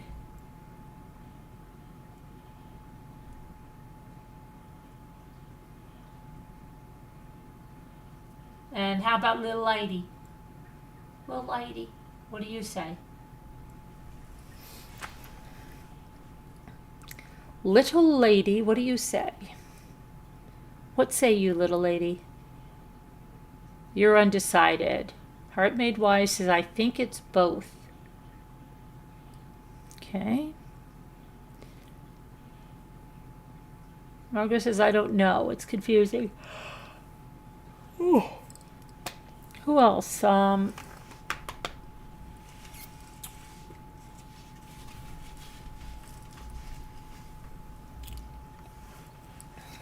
Okay, I'm surprised we don't have more people in here following this case.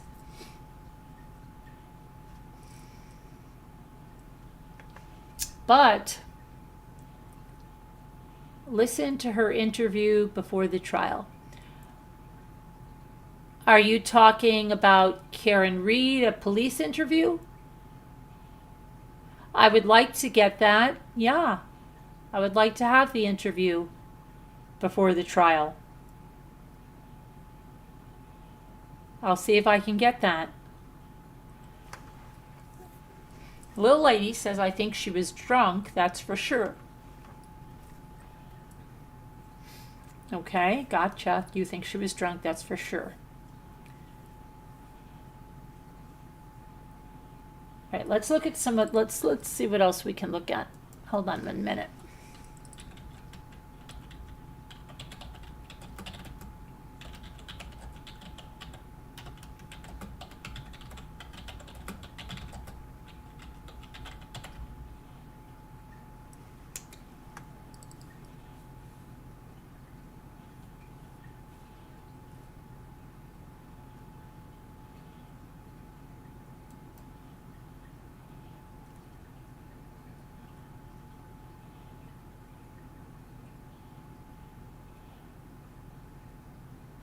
Okay, here's something. Let's see what we've got here. This is a...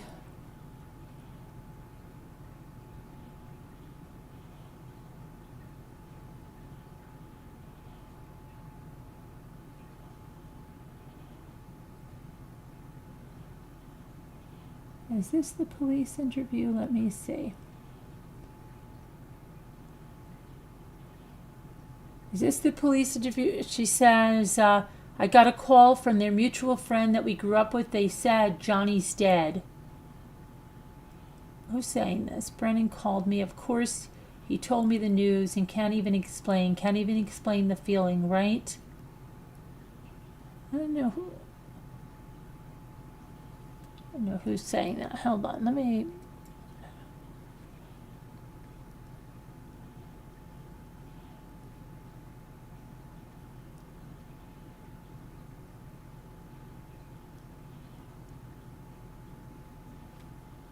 Okay, here's something else. Let's see.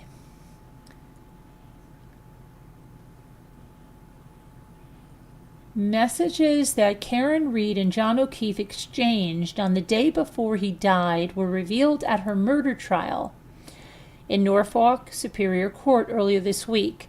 I expletive hate you. Voicemails Karen Reed left on John O'Keefe's phone played in court.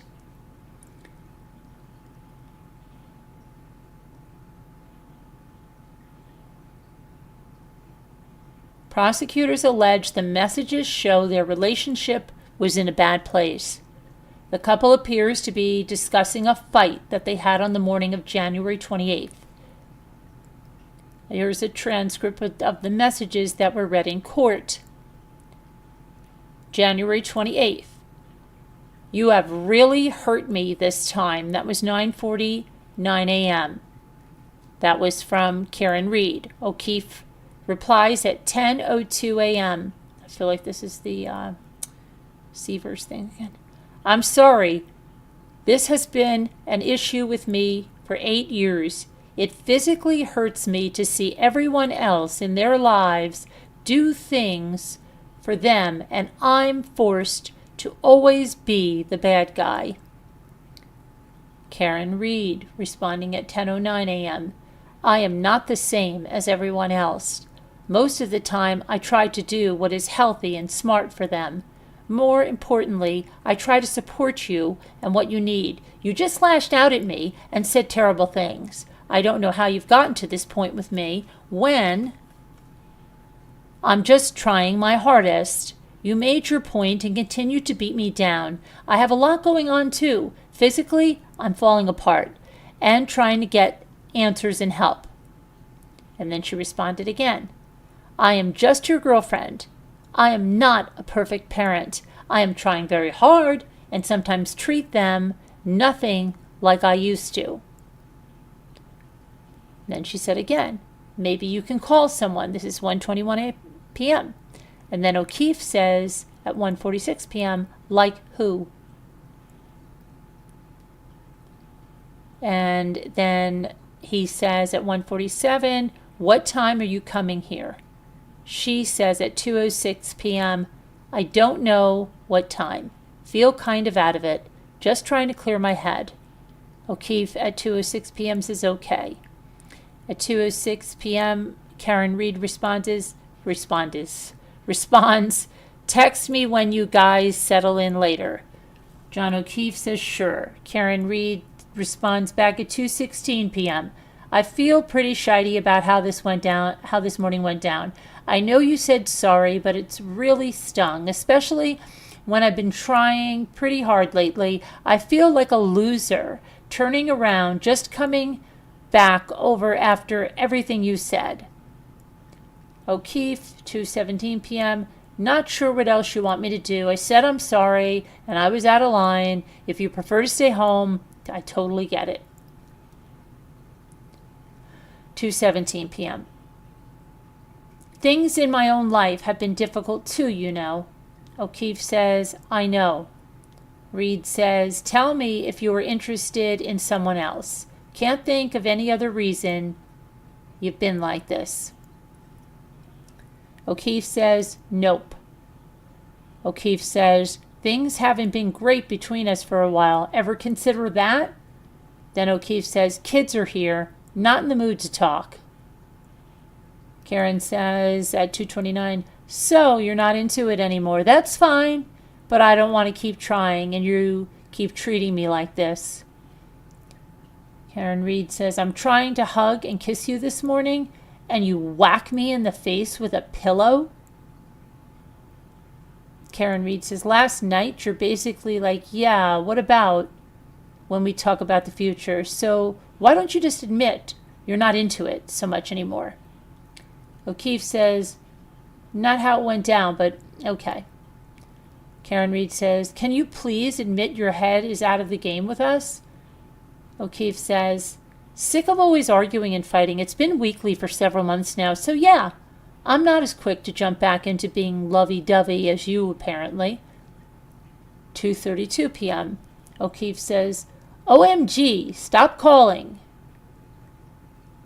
2:32 p.m. Karen Reed says, then why would you start with me this morning? And then she says, you're setting me up to fail. And then she says, you started a number of fights from your end. Then he says, I've explained it a few times already, not doing it again. Karen says, so you're not into this anymore? O'Keefe says, not into fighting all the time. Correct. Karen Reed says, if you're telling me you're interested in someone else, you will never hear from me again. You can have all the space in the world. And then she says, then stop starting with me. O'Keefe says, I'm not answering. Stop calling. 2:34 p.m. She says, can you please answer after how you treated me earlier? O'Keefe says, Kaylee is right here. She says, you start a rager with me out of nowhere and then tell me you're sick of fighting with me? I'm going to grab a drink in a bit. Can you please answer? This is still 2:38 p.m. O'Keefe says, no, Karen, not sure why you need to announce that you're grabbing a drink, but have fun. She says, seeing if you want to meet me later. Then she says, can you please call me? This is still 2:40 p.m. Okay. Keefe says, have to take them to the doctor. He has practice. And then Karen says, yeah, 5 minutes. O'Keefe says, my father just walked in. 2:43 p.m. O'Keefe says, not right now. Karen says, I'm there when anyone else needs me. Karen says, yes, John, you give me utter grief this morning. I'd like you to call me for a minute. Then she says at 2:47 p.m., I've been trying to get over the hump with is arguing, and I think she means with this arguing, and now you tell me that you're not into things and you don't want to fight weekly but fly off the handle at 8 a.m. with me like you're setting me up to fail. Then at 3:30 p.m., she says hello with a question mark, and he says at 3:35 p.m., hi. Karen Reed met up with O'Keefe later that night at C.F. McCarthy's in Canton, where surveillance showed the couple embracing just hours before his body was found in the snow at 34 Fairview Avenue. They later went to the Waterfall Bar and Grill with a group of people, including Brian Albert, the owner of 34 Fairview Avenue. Karen Reed then sent 4 unanswered texts to John O'Keefe on the morning he was found dead. January 29th, 12:55 a.m. I'm going home. 12:55 a.m. Karen Reed, see you later. 1:02 a.m. Your kids are expletive alone. 1:04 a.m. I'm back in Mansfield. The kids are home alone. Prosecutors say Karen Reed backed over O'Keefe with her Lexus SUV and left him for dead in a snowstorm outside of 34 Fairview. I think they mean a snowbank. Outside of 34 Fairview Road in Canton, January 2022, after a night of heavy drinking. The defense aims to prove that O'Keefe was murdered by someone inside the home and then he was tossed out into the snow. Okay.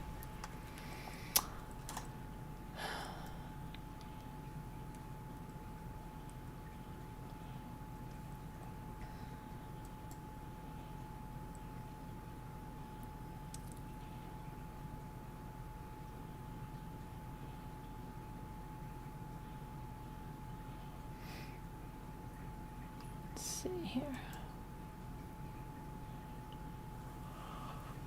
Oh my goodness.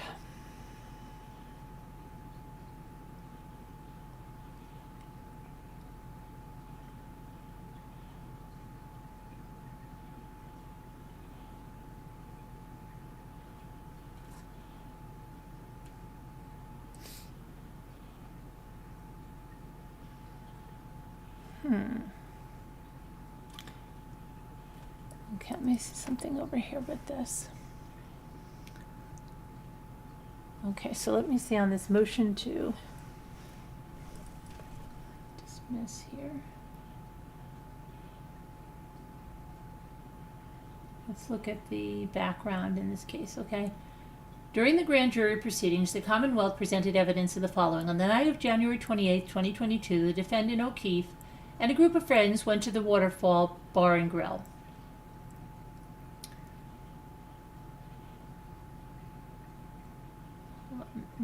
My thing just moved. Hold on. What just happened? Oh, I see. Okay, never mind.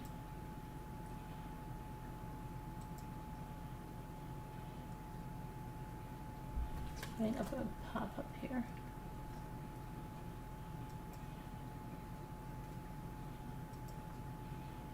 Oh my gosh. I'm gonna pull up all these cars. Sorry about that.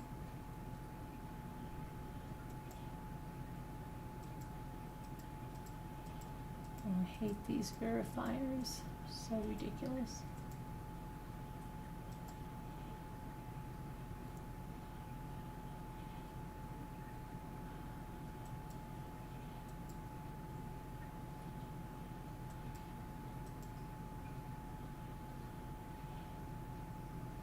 I just said.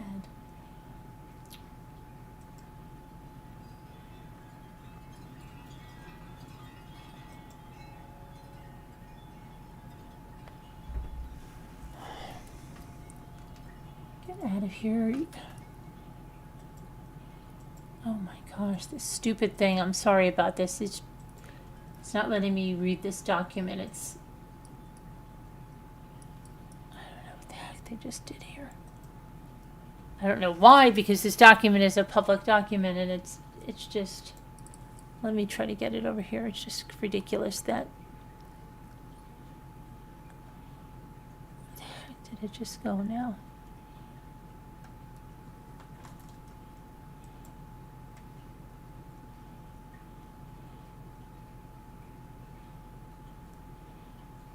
Let me get this out for somewhere else.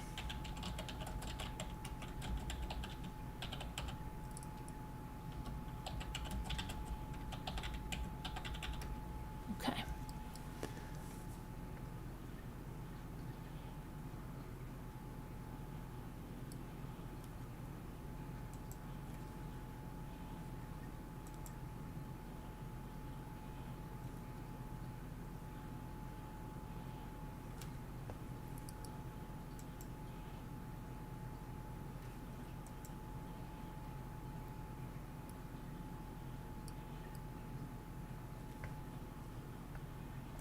Oh my goodness.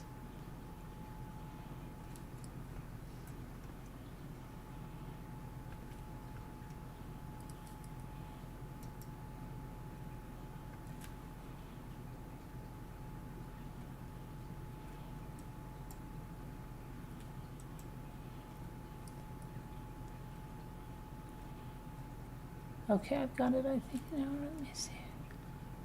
Oh my goodness. This is nuts. What the heck just happened to it? Okay, I've got it now. Alright, never mind. Here we go. Sorry about that.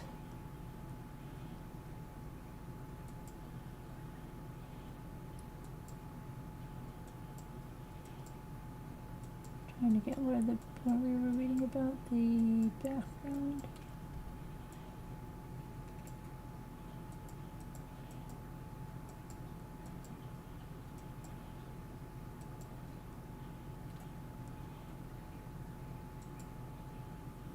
Okay, that's not what I want.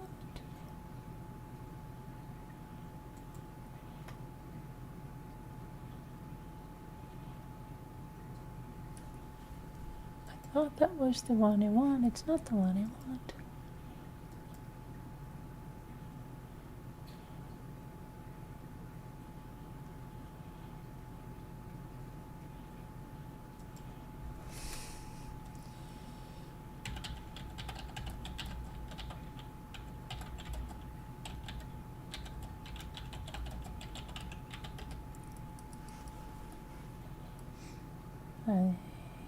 bringing me that.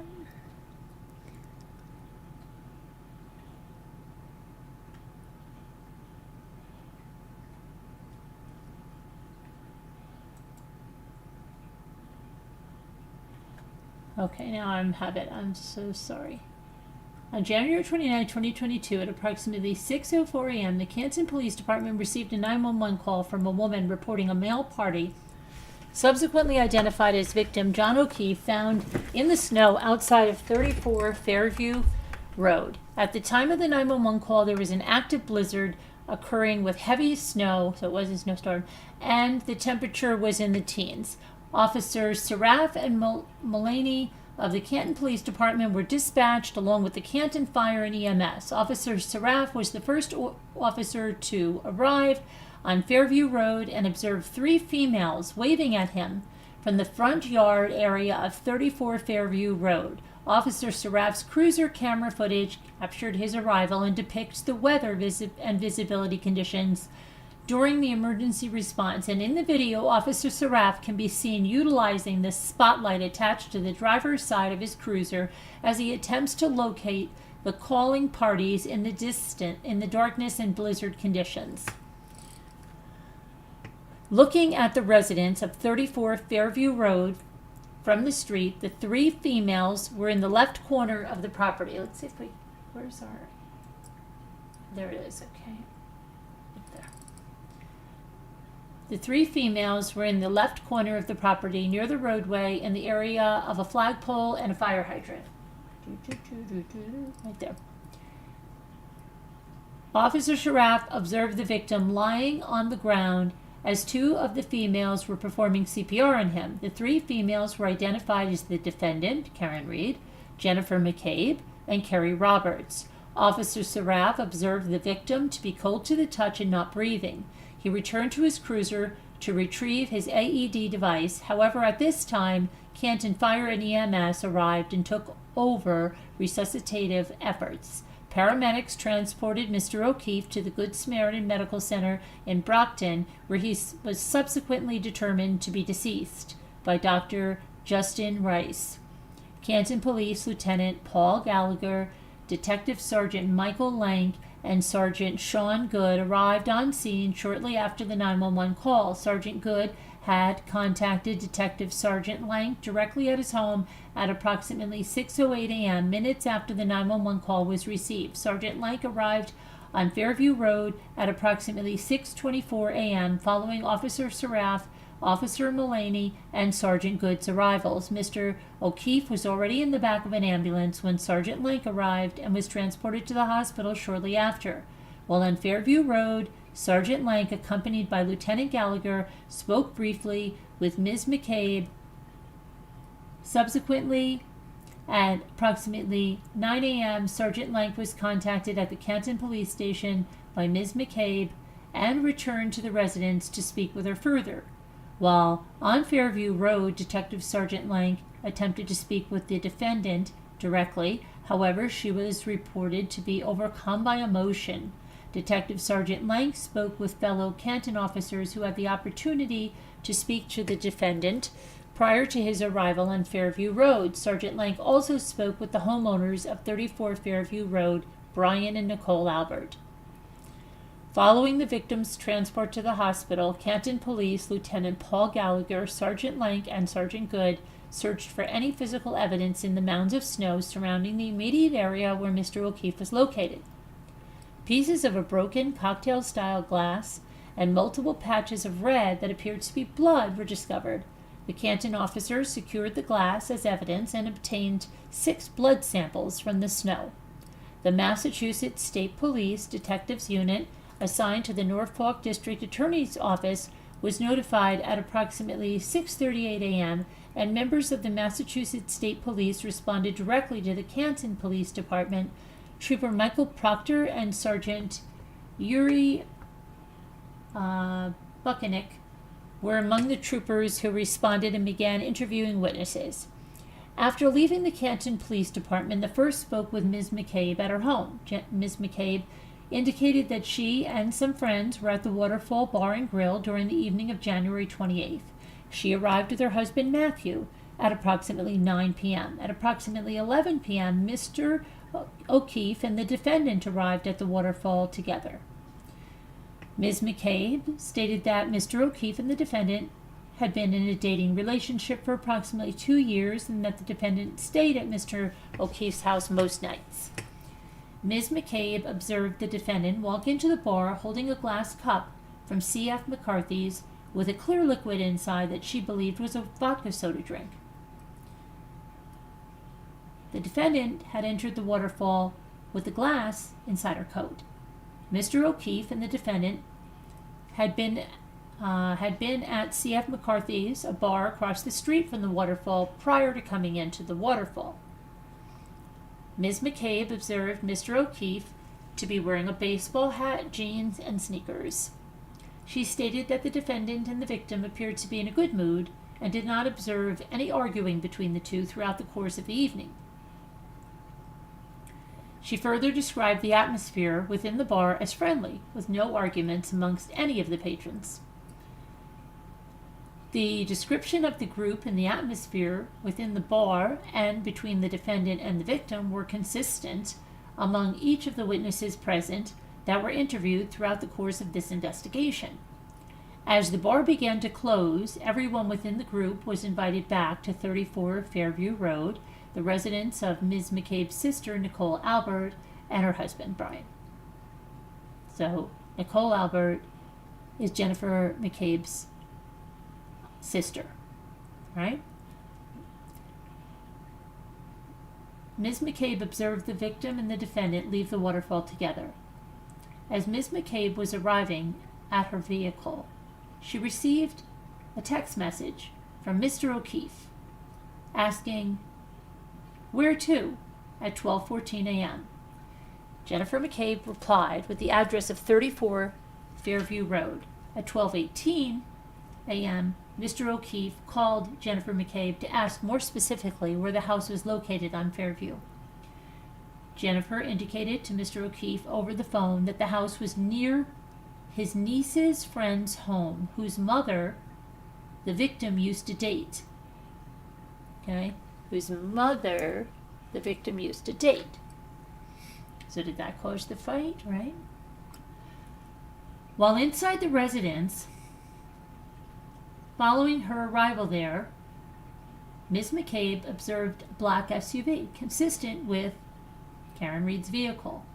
A 2021 black Lexus SUV arrived in front of the residence from her vantage point at the front door of the home.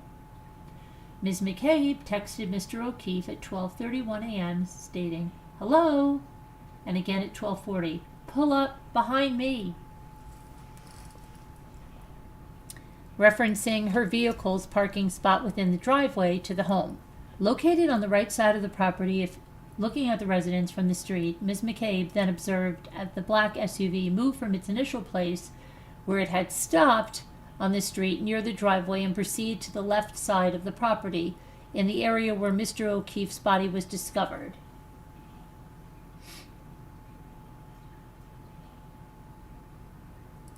I'm just looking at the house. At 12:45 a.m., Ms. McCabe texted Mr. O'Keefe again, "Hello," and then observed the black SUV drive away from the home. At approximately 4:53 a.m., Ms. McCabe received a phone call from the victim's juvenile niece at the defendant's direction. Ms. McCabe answered the call from the victim's niece, spoke to her briefly, and the niece then handed the phone to the defendant. The defendant sounded distraught over the phone, and the defendant decided to drive herself over to Ms. McCabe's home. The defendant told Ms. McCabe that she last remembered seeing the victim at the Waterfall Bar. Ms. McCabe informed the defendant that she observed the defendant and the victim leave the bar together. Ms. McCabe also informed the defendant that she had seen the defendant's vehicle in front of the home on Fairview. Karen Reed informed Jennifer McCabe that she and John O'Keefe had gotten into an argument the last time that she had seen them. Jennifer McCabe then placed several calls to people that had been at the waterfall or lived close by, including Julie Albert, looking to see if John O'Keefe had gone to their house and spent the night. Julie Albert indicated that she received a missed call from Jennifer McCabe at 4:55 a.m., noticing the missed call when she awoke later that morning. The defendant arrived at Jennifer McCabe's home around 5:30 a.m. Shortly after the defendant arrived at Jennifer McCabe's home, Ms. Carrie Roberts arrived there, as she had also received phone calls from Karen Reed early in the morning looking for John. Ms. Jennifer McCabe then drove the defendant's vehicle from her house back to Mr. O'Keefe's house, as the defendant was too hysterical, and Ms. Roberts followed along in her own vehicle. While driving to Mr. O'Keefe's house, the defendant stated to Jennifer McCabe, "Could I have hit him? Did I hit him?" Ms. McCabe stated that the defendant also told her about a cracked tail light on her vehicle. Once they arrived at John O'Keefe's home, the defendant had Jennifer McCabe look at the cracked tail light, which Jennifer McCabe described as the passenger side rear tail light is cracked and missing pieces. The three women then proceeded into the home looking for John O'Keefe, and Jennifer McCabe spoke briefly with the victim's niece. Jennifer McCabe and the defendant then entered Ms. Roberts' vehicle to go looking for the victim. Karen Reed was seated in the back passenger side while Ms. Roberts drove, and Jennifer McCabe was seated in the front passenger seat.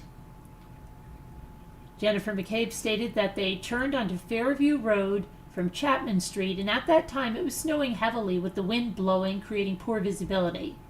Jennifer McCabe stated that just prior to 34 Fairview, there's a cluster of trees, and immediately Karen Reed stated that she saw John O'Keefe.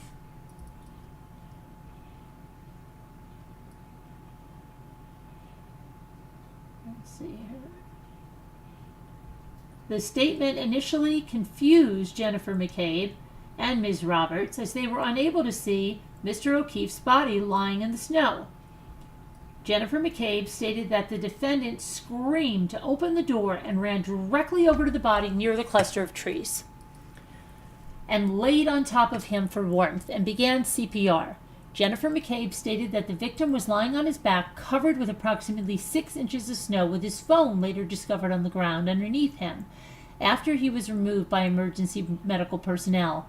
The defendant then yelled at Jennifer McCabe twice to Google, how long do you have to be left outside to die from hypothermia? Or something to that effect. On January 29th, the troopers interviewed Mr. Matthew McCabe separately from his wife, Jennifer McCabe. Mr. McCabe indicated that he had known Mr. O'Keefe for approximately 8 years and that he had met the defendant a handful of times. He stated that he was at the Waterfall Bar on Saturday night and observed the victim and the defendant enter together. He observed the victim to be wearing a baseball hat with a curved visor and the defendant to be drinking a clear liquid drink, possibly vodka. Mr. McCabe stated that he left the bar last from his group and was heading to his in-laws' home at 34 Fairview Road. When he entered his vehicle, his wife Jennifer was on the phone with the victim, telling him to go to 34 Fairview. While at the Fairview residence, he observed a large, dark SUV pull up in front of the house on the street. He had been looking out the open door through the glass storm door and described the SUV positioning as initially parked in front of the house. Mr. McCabe looked out the window some minutes later and observed the same vehicle had moved towards the left side of the property. Minutes following that, he observed the same vehicle driving off down Fairview and heading in the same direction it had been facing while parked. Troopers also interviewed the homeowners of 34 Fairview Road, Brian and Nicole Albert. They confirmed that they had been at the Waterfall Bar the previous evening with friends and family, and that they had left around closing and returned to their home. Throughout the evening, they both indicated that the victim and defendant, neither of whom they knew particularly well, entered the bar and joined their group. They indicated that several people from the group had been invited back to their home following the bar, and several arrived, staying for approximately 1 hour. Both indicated in their sworn testimony before the grand jury that their nephew, Colin Albert, while present at the home upon their arrival, had left the home well before any of the guests' arrival from the waterfall. Several other witnesses called before the grand jury similarly confirmed that neither were aware that the defendant and victim had planned on coming over, although they would have had no issue if they had been aware. Neither had neither had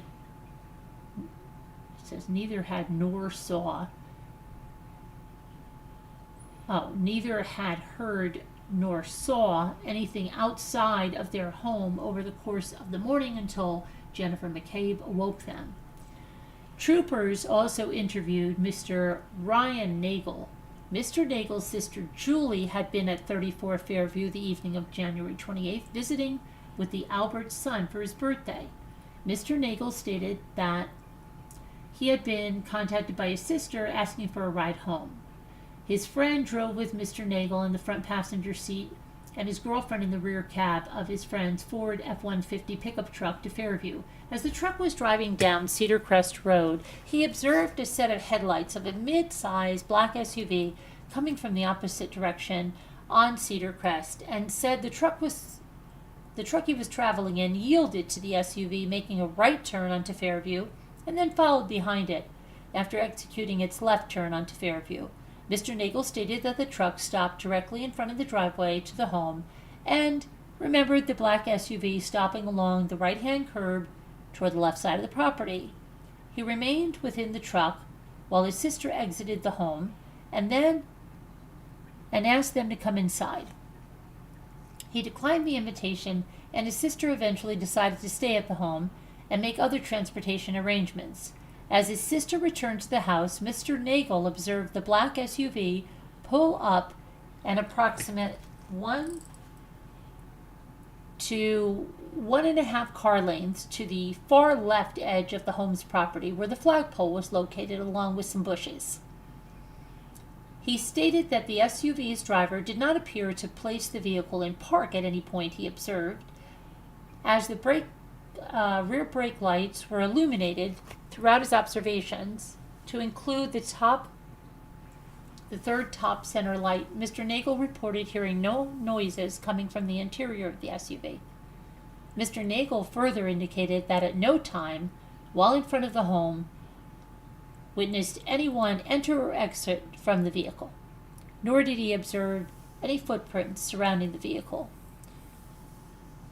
in the falling snow. Mr. Nagel indicated that as his friend pulled away from the side of the road where they were leaving, they drove past the black SUV and observed the interior light on within the vehicle, and a Caucasian woman, female operator, seated inside the vehicle, holding the steering wheel at 10 and 2 and staring straight ahead of her. Later in the day, on January 29th, troopers Matthew Dunn and David DeSico interviewed Ms. Carrie Roberts. Ms. Roberts stated to them that at approximately 5 a.m. she received a call from Karen Reed stating that John had not come home. It was snowing and Karen was worried. Karen further stated to Ms. Roberts that John's dead. Carrie, I wonder if he's dead. It's snowing. He got hit by a plow. Ms. Roberts got dressed and left in her vehicle, eventually meeting Karen Reed at Jennifer McCabe's home, where she observed Karen to be hysterical. Ms. Roberts stated that she believed Karen was still intoxicated in the morning and had told her that she did not remember last night. Ms. Roberts reported Karen stating, "I was so drunk.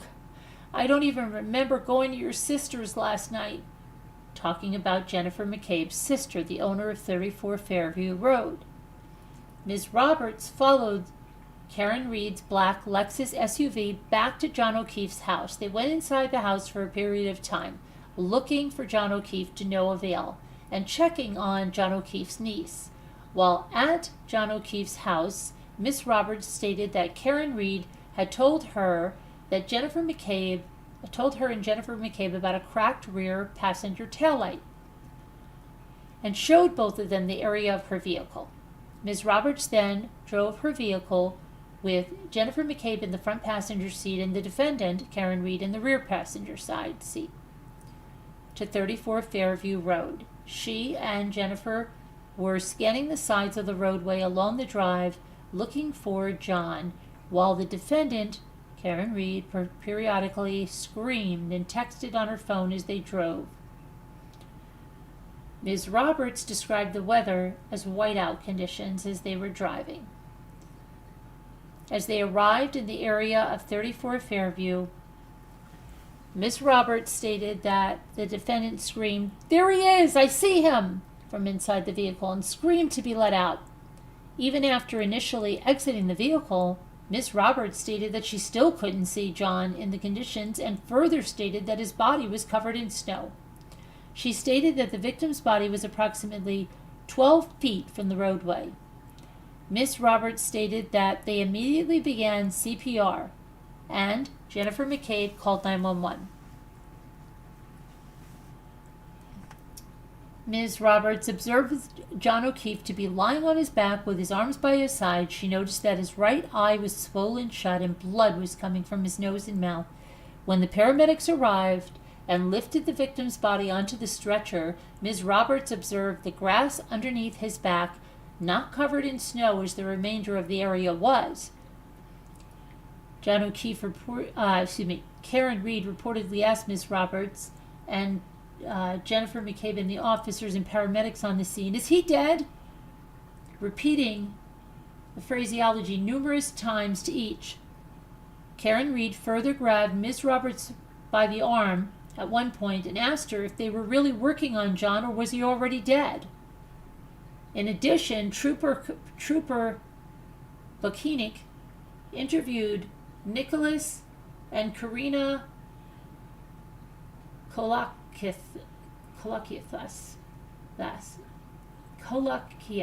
Oh my gosh, I can't even pronounce his name.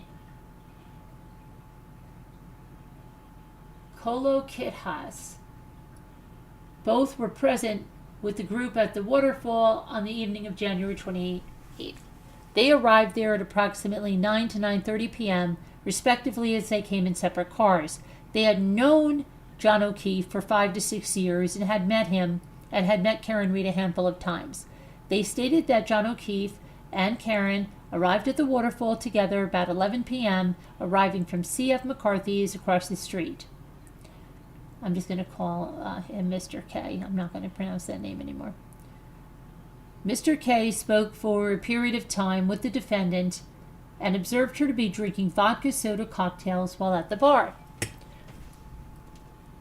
She also recalled Karen Reed pushing quite a bit for a member of the group, Christopher Albert, the owner of the local pizza shop, to go across the street after leaving the bar to keep partying while he made pies for everyone.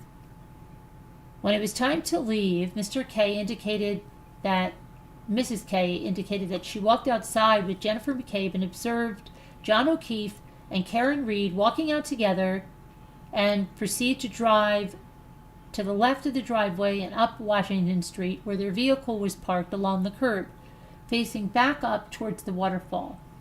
Mrs. K indicated that their vehicle was also parked along Washington Street, but further down and facing the opposite direction. From there, she observed Karen walking around to the driver's side door of her black Lexus SUV. She further indicated that during the course of the conversation that evening with Karen complained about John O'Keefe's mother and the lack of private time the couple had for vacations because of the children, their activities and responsibilities. She also described her as fine and did not believe that Karen was overly intoxicated. On January 30th, troopers Bokinic and Proctor interviewed Canton firefighter Katie McLaughlin. She had been assigned to Station 1 on the 29th and indicated that at approximately 6 a.m., Canton Fire and EMS had been dispatched to 34 Fairview Road for a male party in the snow and unresponsive. Upon arrival, Ms. McLaughlin observed the victim to have trauma to his face and eye area and vomit in his mouth. She observed the victim dressed in jeans, socks, and one black Nike sneaker. The victim's shirts were cut by first responders, and his chest was exposed for chest compressions. Ms. McLaughlin had exited the ambulance to speak with Karen Reed as to the victim's identity and medical history. Karen Reed provided the victim's name and date of birth. Ms. McLaughlin asked the defendant if she knew where the victim had suffered the trauma to his face and eye, and Karen Reed turned to her friend and stated repeatedly, "I hit him, I hit him, I hit him," in response to the paramedic's question. The statement was also heard and testified to before the grand jury by several other Canton Fire Department witnesses, including Timothy Nuttall and Anthony Flamati, as well as Ms. McCabe and Ms. Roberts. The defendant further stated to several paramedics that she had last seen the victim at approximately 1 a.m. and that they had gotten into a fight when she last saw him. Okay, so this is interesting, right? Following the initial witness interviews on January 29th, troopers Bikinic and Proctor proceeded to the Good Samaritan Hospital to view the victim. They observed 6 bloodied lacerations varying in length on the victim's right arm. The cuts extended from his forearm to his bicep. Both of the victim's eyes were swollen shut and black and blue in color. The troopers observed a cut to the right eyelid area of the victim. The victim's clothing, consisting of blue jeans, an orange t-shirt, long-sleeve gray shirt, and boxer shorts, were soaking wet and saturated with blood and vomit. The victim was also observed to have one black Nike sneaker with a white Nike logo on the side. The victim's medical records, attested to by the attending physician and medical personnel, indicate that the victim sustained a right superior orbital ridge region, approximately 7 millimeter laceration plus surrounding soft tissue swelling, contusion, and breath sounds bilaterally, pulseless, and superficial abrasions right forearm. The time of the victim's death was noted at 7:50 a.m. On January 31st, Dr. Irini Scordi-Bello from the Office of the Chief Medical Examiner conducted the autopsy of Mr. O'Keefe. The doctor advised the troopers that she observed several abrasions to the victim's forearm, 2 swollen black eyes, a small cut above the right eye, a cut to the left side of his nose, and approximately 2-inch laceration to the back of his head, with multiple skull fractures that resulted in bleeding of the brain. Dr. Scordi-Bello further advised that the victim's pancreas was a dark red color, which indicated hypothermia was a contributing factor to his death. Dr. Scordi-Bello opined from her examination that significant blunt force trauma injuries occurred prior to Mr. O'Keefe becoming hypothermic, as evidenced by hemorrhaging in his pancreas and stomach. Mr. O'Keefe had arrived at Good Samaritan Medical Center with a body temperature reading in the low 80s. The doctor opined that the extensive injuries to his head likely rendered Mr. O'Keefe incapacitated. The doctor further opined that upon viewing Mr. O'Keefe's injuries and her examination of the body, she observed no signs of Mr. O'Keefe being involved in any type of a physical alteration or fight. In addition, Dr. Scordi-Bello testified extensively before the grand jury regarding her examination and findings. In her testimony, the doctor described the medical definitions of laceration, contusion, and abrasion, as well as the differences between the three. The doctor testified that the victim had abrasions on his right arm. She described abrasions as scratches caused by a blunt object, contact with a blunt object. She went on to describe them as a cluster of them on his right upper arm and on his right forearm, mostly linear and ranging in size from a few millimeters to up to 7 centimeters. Dr. Scordi-Bello testified that throughout her thorough examination, external examination of the victim's body, she observed no signs of an altercation or fight. The doctor also testified extensively to the injuries of swelling of the victim's eyes. Dr. Scordi-Bello testified that from her examination of the victim, both external and internal, that the bleeding and subsequent swelling around his eyes was relative to the very small fractures in the skull. She testified specifically that the injury initiated or started in the back of the head, caused all the fractures in the skull, and that the eyes got red or black or purple because of the seepage of blood from the small blood vessels. The neuropathology report completed by Dr. Renee Stonebridge, also of the Office of the Chief Medical Examiner, are consistent with Dr. Scorti-Bello's findings. On January 29th, troopers Bukinic and Proctor also traveled to the defendant's parents' home in Dighton, Massachusetts. Upon their arrival, they observed a large black Lexus SUV registered to Karen Reed parked outside the garage door in the driveway of the home. The troopers observed the right rear passenger side taillight to be shattered and a large red piece of plastic to be missing from the taillight.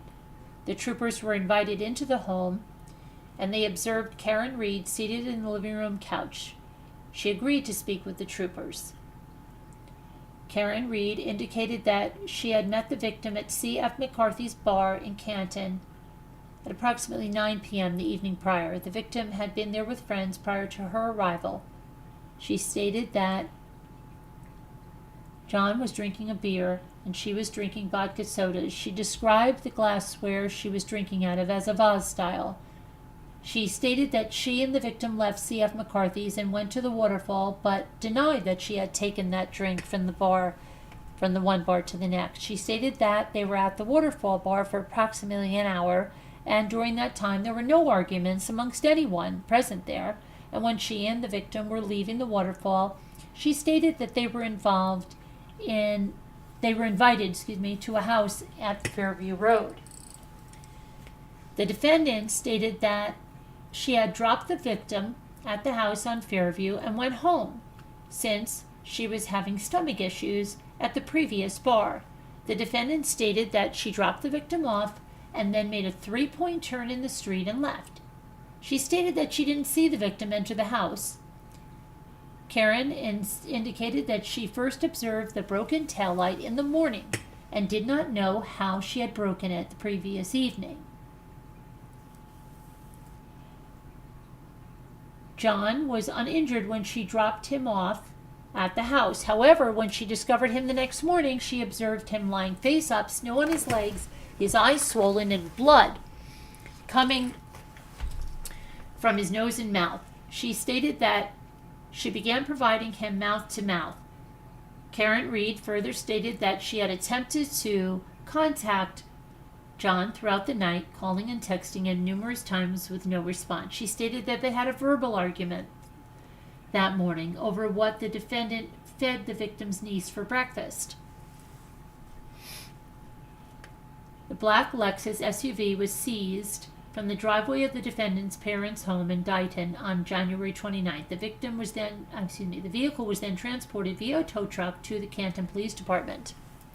On February 1st, members of the Massachusetts State Police Crime Scene Services Section, a crime lab chemist, and trooper Joseph Paul of the Massachusetts State Police Collision Analysis and Reconstruction Section responded to the department. They observed fragments of broken glass on the rear bumper of the vehicle. The rear right passenger side taillight was shattered and pieces were missing from the red and clear areas. On the right side of the rear tailgate, a deep scratch and a minor dent was observed. On the right side of the rear bumper, above a small red light, 2 scratches were observed, as well as one area where the paint was chipped off. Troopers from the car's unit performed a rapid acceleration forward and reverse test with the vehicle and noted no deficiencies with the vehicle's braking system or other operations. The troopers placed a training figure resembling a human approximately 6 feet in height behind the Lexus, and the vehicle was operated by a cars trooper and documented with video from the crime scene. The vehicle was placed in reverse and started to travel towards the training figure. The rearview camera within the vehicle was operating properly, displayed on a screen in the center of the dashboard, and provided a 360-degree overhead visual. As the Lexus traveled closer to the figure, both auditory and visual cues within the vehicle sounded off, indicating an obstruction to the rear. In addition, forensic scientist Maureen Hartnett took samples from the defendant's Lexus. She observed damage to the rear of the vehicle or the passenger side, including a dent with a chipped paint in the trunk door, a broken taillight, and scratches on the bumper. A small apparent hair was noted on the rear passenger side quarter panel. Pieces of an apparent cocktail-style glass consistent with that victim was seen on video exiting the waterfall in his right hand was also noted on the rear bumper. On January 29th, the Massachusetts State Police Special Emergency Response Team was activated to assist in searching for physical evidence outside of 34 Fairview Road.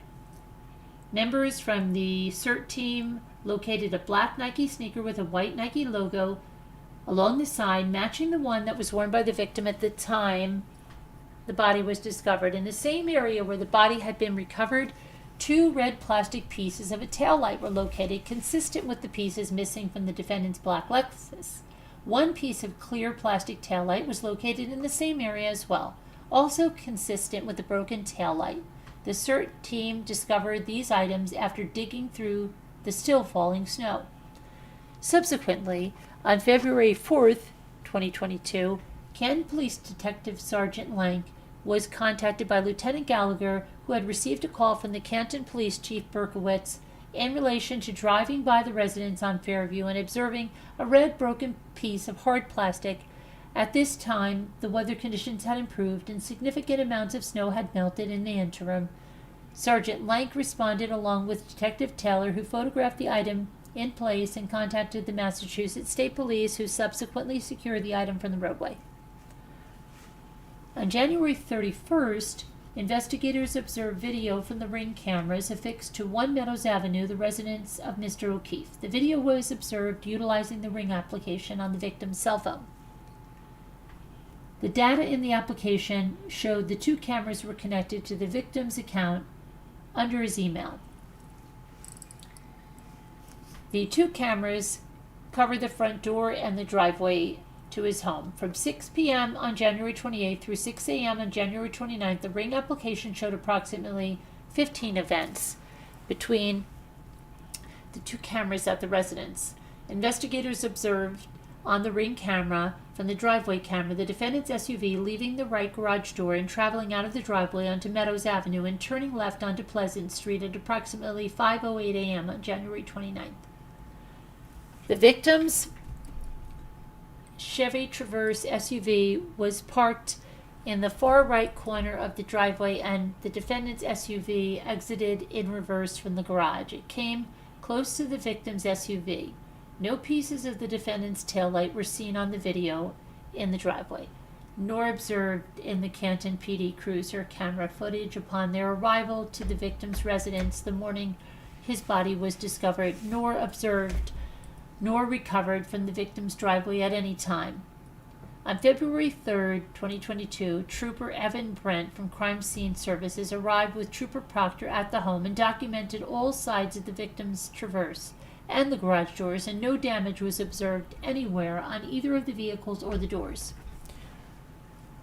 No fragments or pieces of a broken taillight were discovered in the victim's driveway, nor are any observed on the ground or anywhere in the driveway where the defendant's vehicle is seen leaving the driveway at 5:08 a.m.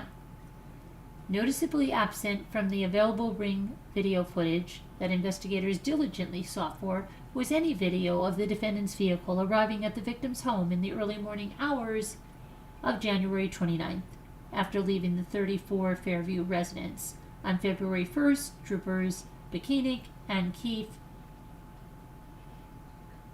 traveled to C.F. McCarthy's bar, and that doesn't seem Officer O'Keefe. How did they? Oh, January 28th. Okay. And saw Mr. O'Keefe walk into the establishment wearing jeans, black Nike sneakers, a gray and dark gray long sleeve shirt and a dark baseball hat with an American flag on the front at approximately 7:37 p.m., along with his friend Michael Camerano.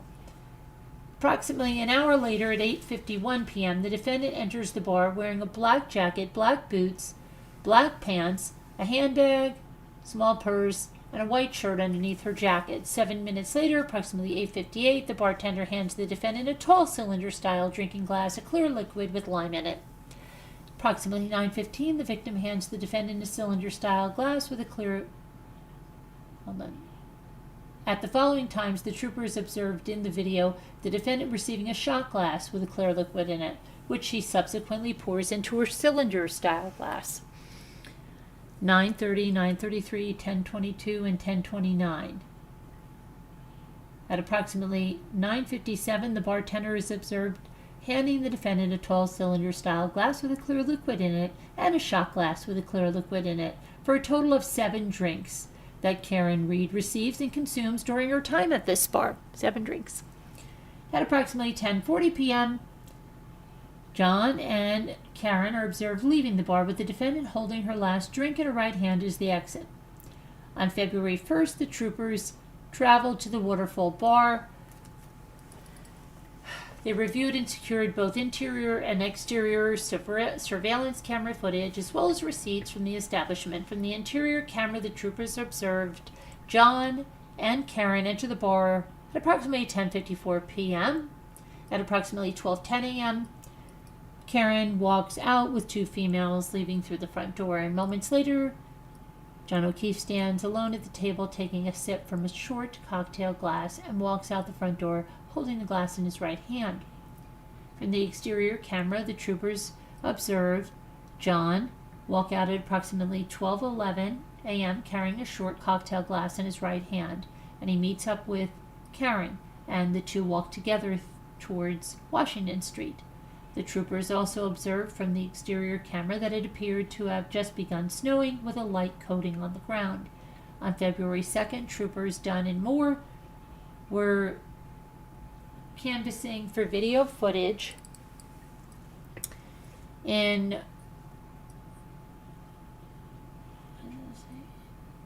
house in relation to the investigation. They proceed to Edward J. Lynch Jr. house at Bequeathside Farm on Pleasant Street in Canton. There they were able to retrieve video footage from the town's IT director, who confirmed that the date and time stamps on the video were correct. The troopers also viewed and recovered video from the Canton Town Library, external cameras, and on February 3rd from Temple Beth Abraham. Both the library and the temple's cameras overlook Washington Street in Canton. Okay, I think we're going to have to... Let me see what's going on in the chat, because... Let's see. Deleted. What happened, Snow Remover? I didn't know paint deleted. Wait, what happened?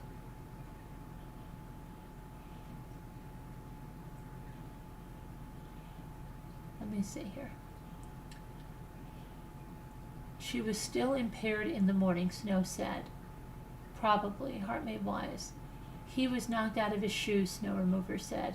How horrific, Paint says. Sad, Little Lady says. He hits his head on the fire hydrant, Snow says. They don't look like dog bites, Snow says. It's on video. Maybe human bites, Snow Remover? What? Hey, Kevin. Okay. No, I don't think so, Sharon. It's scratches from the broken tail light, in my opinion. Taillights are hard AF, says It's Just Me. Even if it broke, not happening from a body, it's not making multiple gouges and scratches on your arm like that. Okay. And Linda says, hi, Kevin. And Snow Remover says, Painted Black says, was his blood on the fire hydrant, Snow Remover? On the fire hydrant? Yeah, what was his DNA on the fire hydrant? I wonder.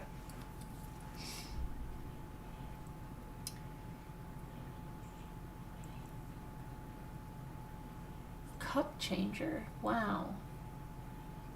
It's a split opinion. I mean, the video was deleted.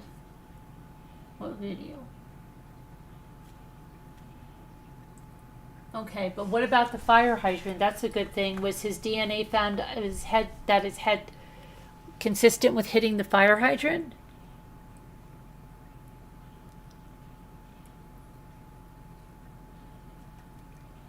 I don't know, but I have to stay true to my video, and we have to look at the fire, and it's like after 4. So we'll continue with the Karen Reed case tomorrow, but maybe you guys will get into it a little more and we can learn about it. But let's check out the fires in California, okay, and just get an update on that, because I want to stay true to the... Okay. So let's take a look at what's going on here with the fires.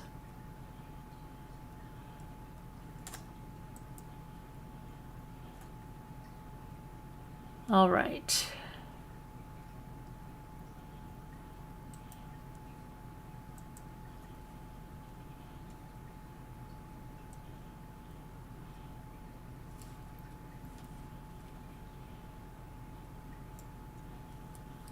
Okay. Wildfire evacuees are in utter disbelief over lost home, possessions, and family heirlooms. As ongoing wildfires across Los Angeles rage on, residents staying at evacuation shelters in Pasadena are wrapping their heads around the scale of their losses. Just imagine if you go to the front door and behind it, it's nothing. And you walk in and you have your car keys, but there's no place to put it, and there's no place to lay your head, and you don't have a blanket or a towel. That's the life that you had is just gone. The thought of rebuilding a new life is just too overwhelming. We thought it was going to be our lifelong home. We thought we were never going to move, so I don't know. I haven't been able to see it, or how long it will take, or if we can afford to do that. Another evacuee at a shelter, Raya Reinaga, said that as the fire crept up to her historic home, she resisted leaving for a while, fearing what she would lose if she didn't. I tried to save my house because that's all I have. Everything I've ever worked on for my entire life was there, she said, in tears. Reinaga, who is trained as a first responder, said she had to be physically removed from her property after 4 to 5 hours. My work equipment, my brother's ashes, my daughter's mementos, my keepsakes, my deceased mother's photos and belongings that she passed down to me, it's all I have. I have nothing.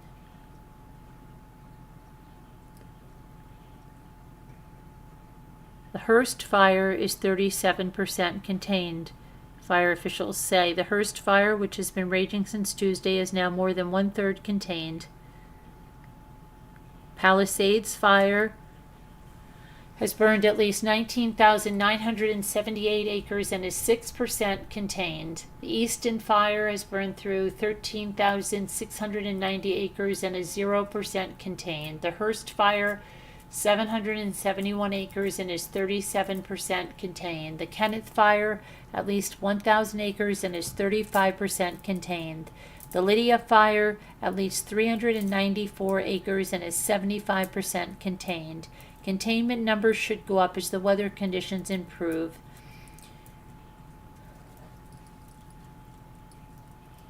Devastation is partly a result of chronic underinvestment in critical infrastructure, a Los Angeles council member says.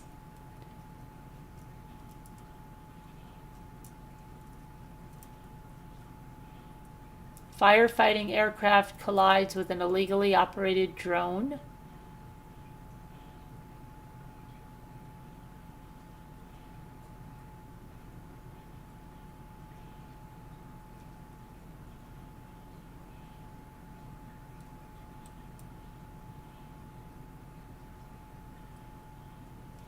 Kidney transplant recipient who evacuated the Palisades fires describes his heartbreak over the lost home.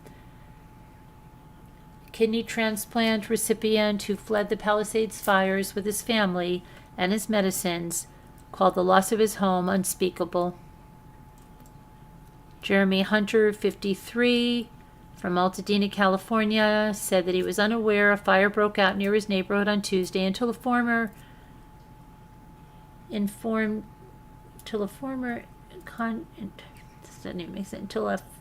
contractor informed.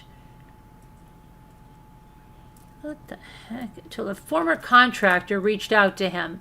Hunter's 9-year-old son then looked out his window and could see smoke from the distance.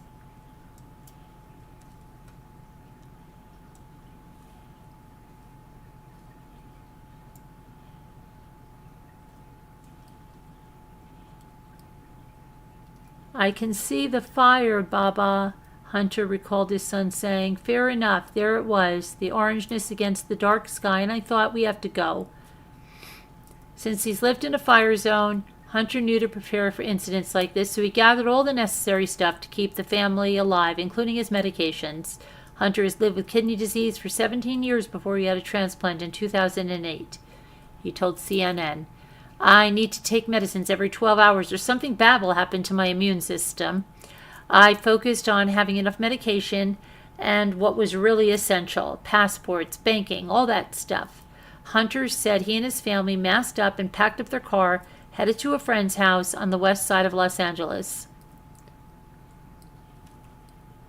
The thing I should have asked myself was, what if this is the last time you're coming back here? And I realized I was a little too optimistic, he said with a laugh, but actually, I think I should have been a little more pessimistic about the situation.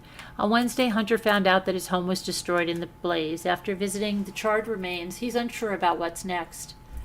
He assumes that he and his family will eventually go back to rebuild their home, but he says the repairs could take years. It was really a special, precious place, and we loved it. The amount of heartbreak of losing it is truly unspeakable. It was our very beautiful world.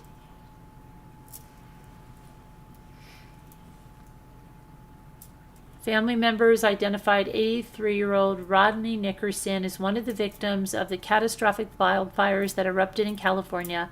We found his bones. His whole body was intact. His daughter, Kimoko Nickerson, shared with the media. Nickerson was discovered by family amid the charred remains of his home after the Eaton fire swept through his Altadena neighborhood. Despite the local evacuation orders, Nickerson chose to remain in his home, his daughter said.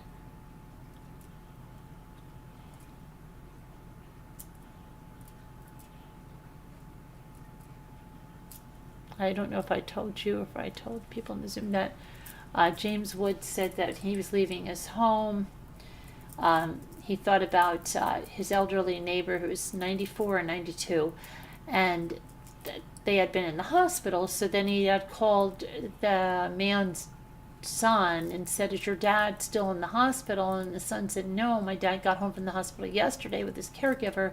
And then it turned out that he got someone to go there for a welfare check, and it ended up he tried to get the police, but it wasn't the police that went. It was like another neighbor, and then the neighbor told James Woods that the door was open, but he wasn't in there. And he said, well, look behind the pantry, there's a room. And he sometimes goes in there. Well, he went in there and he found the man alive. And they got him out. And it turns out that his caregiver, when she heard the evacuation, just left and left the man there. So had James Woods not said that, that's probably would have been the outcome for that man. Unbelievable, right? The LA sheriff said it looked as though an atomic bomb dropped.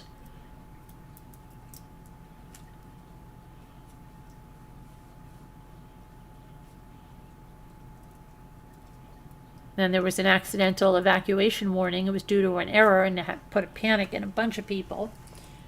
But yeah, that's the latest we have on that. And of course, prayers for everybody, and that these fires get under control, and no more houses or lives or lost or animals' lives. It's terrible. let's see here. Oh. There's the, please be careful with trying to help. So many scams out there. Yeah, yep, absolutely. Better off to, you know, directly give to the Red Cross or something like that, yeah.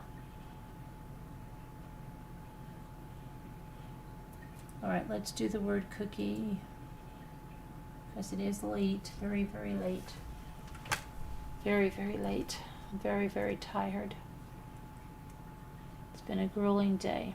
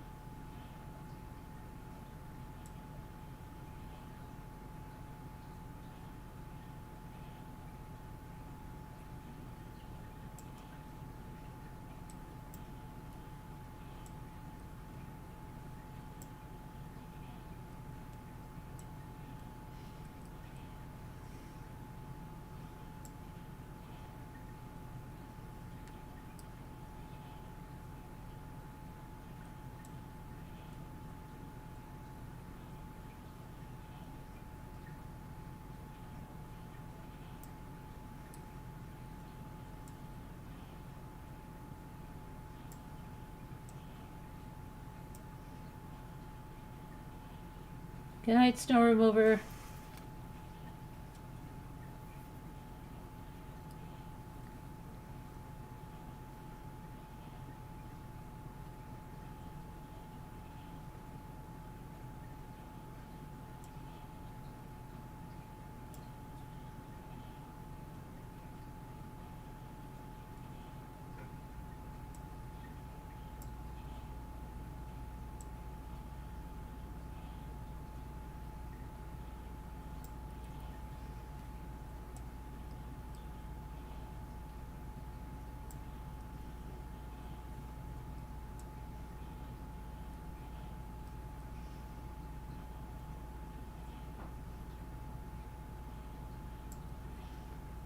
Okay, go one more. Let's see here. This is going to be a G.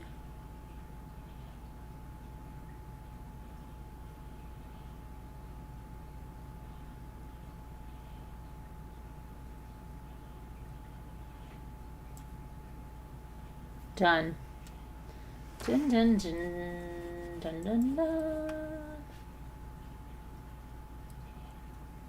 Okay, and that's going to be it for me tonight. I'm exhausted. I'm going to go to bed. Good night, everybody. Have a great night. Love you guys. God bless. Prayers. We'll see you tomorrow. Have a good one.